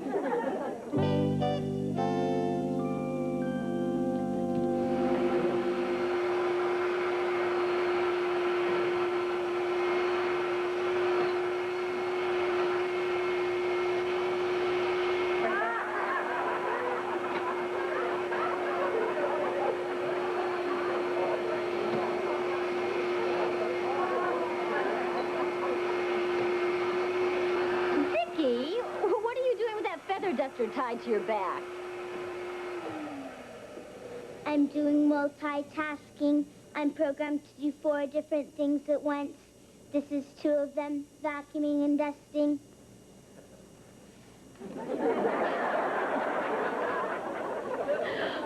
Very clever. What are the other 2 things? I can tap, dance, and sing while vacuuming and dusting. When the saints go marching in. When the saints go marching in. Oh, I want to be in that number when the saints go marching in.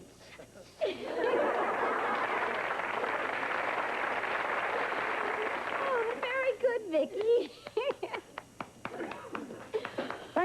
Thank you very much. Thank you. It's so nice to come home to a standing ovation. Ted, Vicky was just demonstrating her multitasking capability. Really? Well, let me demonstrate one of mine. Watch closely, Vicky. This is really interesting. Oh. That's called CPR. He's bringing you back to life. So that's why I'm breathing harder, huh? I'm teaching Jamie's class about life-saving techniques like CPR and the Heimlich. Gesundheit. Well, I know how to do the Heimlich maneuver. First, you place your arms around the victim's waist like this. That's right. Then you place your right fist halfway between the navel and the sternum like this. Very good. And then you take your left hand, cover your right fist like this, and you give 3 quick thrusts like this. And I don't know about you, but I certainly feel better. Raw meat again for lunch, Tiger. What's that bell for, Vicky? It's time to shut the raw meat in the oven, Tiger. When the saints go marching in. When the saints go. Oh, get it. You go get ready for dinner.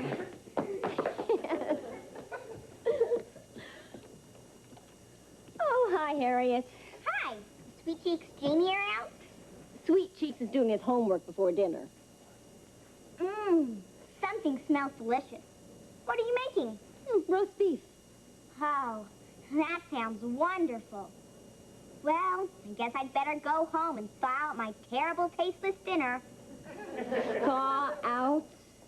Mom's bowling night. And my dad can't even boil water without burning it. So it's another crummy frozen TV dinner for me. Oh, I'm sorry. Sometimes I don't even bother heating it up. Just pull it out of the freezer and lick it. I'll probably grow up undernourished and all wrinkled like a freckled prune. Harriet, wait. Why don't you stay and have dinner with us? Really? Oh, I'd love to. But I'd have to tell my father. Well, you do that, honey. Daddy! Dinner? We'd love to. Oh, that was delicious, Joni. Thank you, Brandon. I haven't had a dinner that good since, I can't remember when. I can, since the last time you invited yourself here. I'd like to propose a toast. Here's to Jamie, the apple of my eye. Now you have to toast me, Jamie. Okay. Here's to Harriet, the worm in the apple. Jamie. Cute worm in the apple? That's better. That was beautiful. Well, I'd like to propose a toast, too. To my dearest friends in the whole world. Oh, Brandon. Too bad they're not here tonight. Well, down the hatch.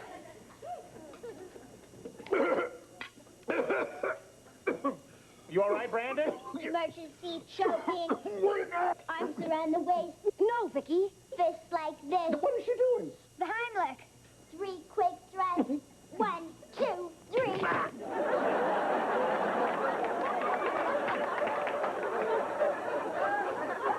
She broke my back. I don't know about you, but I certainly feel better.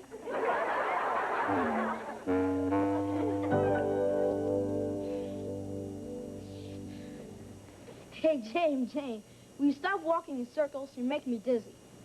All writers pace when they think. Gets the blood flowing to the brain.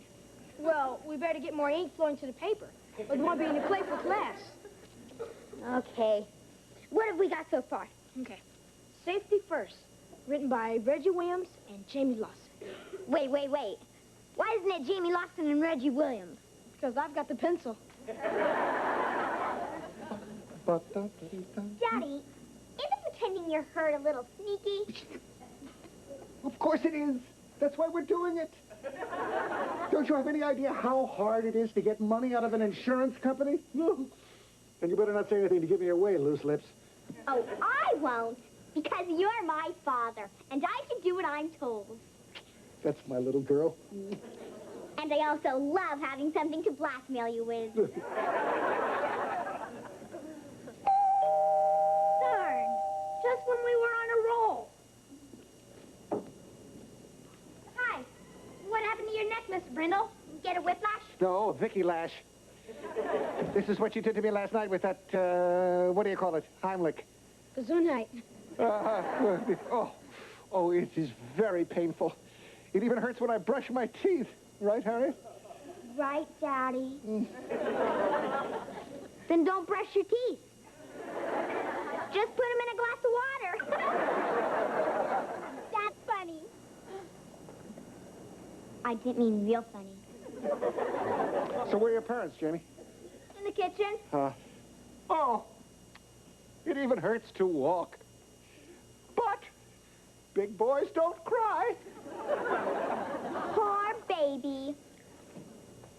Well, what are you guys doing? And can I do it with you? We're writing a play for school, and no. A play? What's it about? Accidents in the home. Can I be in it? I've had experience. Yeah. You look like you've been in an accident. I'll ignore that. I once played the part of Juliet. I had the audience holding their breath. And don't say that's better than holding their nose. Well, you can't be in our play, Harriet. Because we're in junior high and you're still in grade school. You're making a big mistake. When I grow up, I'm going to be a movie star. That's possible. They'll still be making monster movies. Oh, thank you, Joe. Thank you, Teddy. You are such dear, considerate friends. Vicky, get Brandon some nice fresh coffee, please. Nice fresh coffee. No, keep her away from me. She'll kill me. Forget the coffee, Vicky. Forget the coffee. Brandon, we're sorry this happened, but it was just an accident. Vicky thought she was saving your life. Of course she did. Oh, how was she to know what she was really doing was giving me a slip disc, a pinched nerve, and 3 cracked ribs? Gee, is that what your doctor said? No, that's what my lawyer said. But I don't want you to think that this incredible pain and torment is causing me any trouble whatever. It doesn't? No. What a guy. What a troper. Gently, gently. No, all I do is think of all that money, and I feel like $1 million. Oh, what money? The money I'm going to get from suing you. What a guy. What a trooper.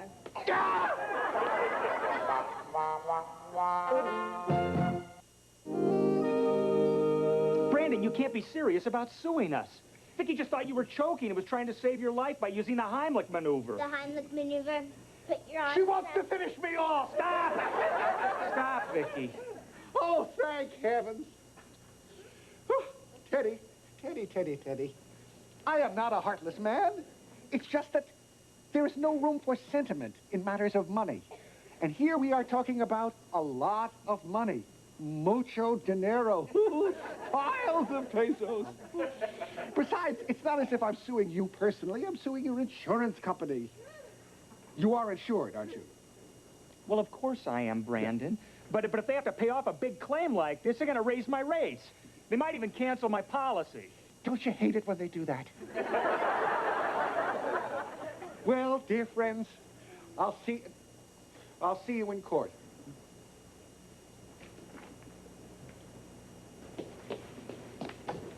What are you doing?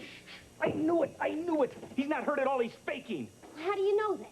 Because no man with a pinched nerve, a slip disc, and 3 cracked ribs can do this. Well,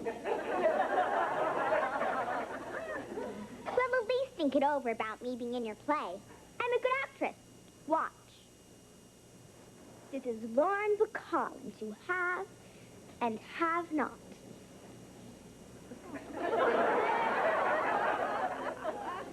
If you want me, just whistle. You know how to whistle, don't you? Just put your lips together and blow.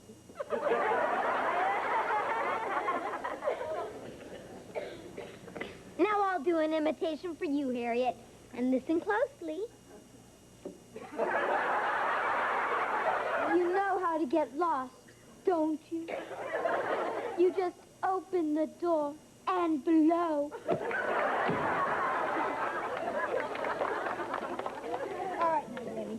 When we finish writing this, we have to figure out who gets to play what parts to now play. Well, Vicky can play the wife. And I'll play the husband. Okay, I'll be the narrator. Now, that just leaves the part of Baby Shirley. Who can we get to play her? I don't know, but it's not going to be easy. All the accidents happen to Baby Shirley. She really takes a beating. Yeah. Who do we know that's dumb enough to take a part like that? Harriet! Oh, Harriet! Have we got a part for you? Now, class, it's time for our play demonstrating common accidents in the home.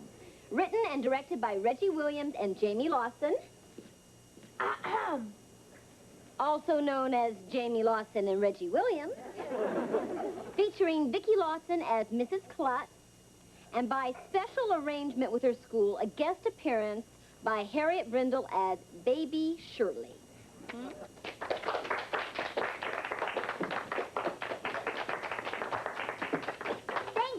Thank you. Good afternoon, students. Before you, we have a typical American family we'll call the Klutz family.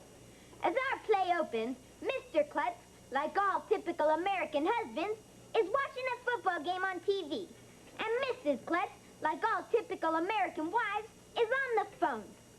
Oh, you'll love my plumber. He's wonderful. Hold on, I'll get his number for you. A typical American husband. Yes, typical American wife.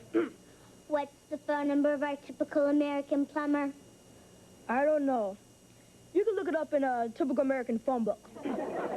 Good, typical American thinking.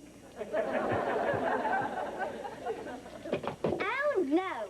Look at that phone cord. Someone could trip over it and get hurt. And look, here comes baby Shirley. Mommy, my milk's cold. Like I said, somebody could get hurt. And look, Mrs. Klutz left that drawer open. That could be dangerous.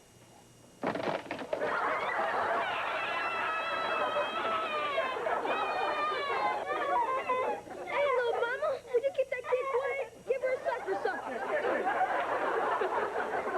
Baby Shirley, there's a sucker in the cupboard. Uh-oh. This typical American family's about to have another typical American accident in the typical American kitchen.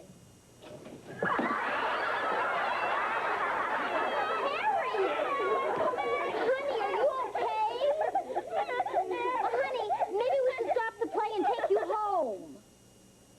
What? Give up show business?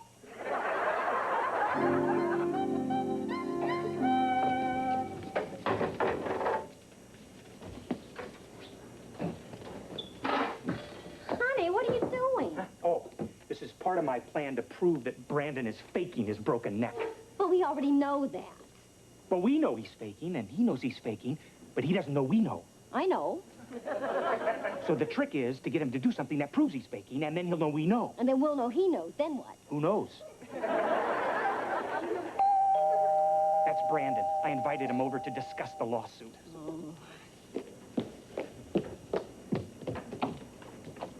Oh, hi, Brandon. Hi, How Jody. you feeling? Oh, it even hurts when I talk. I get a terrible pain in the neck. Has the same effect on us. So, Teddy, what did you want to talk about the suit? Oh, yeah, Brandon. I've been giving this a lot of thought, and I thought that... Oh, gee, Brandon. Geez, it almost hit your toe there. Would you pick up the hammer for me, Brandon? Gee, I'm awful sorry, Teddy, but I can't bend over. Lawyer's orders. Doctor's orders. Yeah, Joan, would you hand me the hammer, please? Sure. So, about the suit? Oh, yeah, Brandon. Well, like I said, considering everything that we've talked about... Whoa, Brandon, see the picture! My beautiful picture. Brandon, why didn't you save the picture? Hey, Teddy, you know I can't move. Besides, I gotta tell you, it looked to me like a cheap print. Anyway, you were saying about the suit. Oh, yeah, Brandon. I've been giving it a lot of thought, and... Whoa, save me, Brandon, save me! Woken!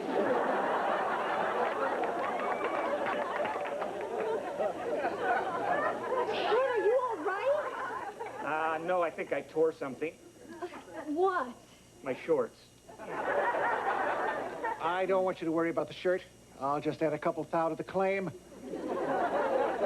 Hi. Why are you on the ground, Dad? Clumsy fool fell off the ladder. Wouldn't have if you'd have caught me, Brandon. Teddy. Old Brendan sees right through you. You thought I was going to make some big move to catch you like this. I thought you couldn't move, Brandon. Yeah, but I... And No. don't try to deny Yes, it, Brandon. Oh, but I'm in great pain. Forget it, Brandon. There's no use suing us now. You're faking. No, wait a minute. Not so fast. I'll split the money with you. Right down the middle. 80 for me, 20 for you. Brandon, that would be cheating. 60-40? Brandon. Just my luck. All the neighbors there are in the world, I have to get the worst kind. Honest. I'll see you, Brandon. Better luck next time. Oh, what a character. Yeah, well, listen, honey, I'll hang this for you anyway. We can get new glass later, all right?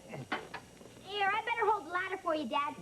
Statistics show that a person has an accident in the home every 10 seconds. Right, Vicky? Right. That person should get out of the house more often.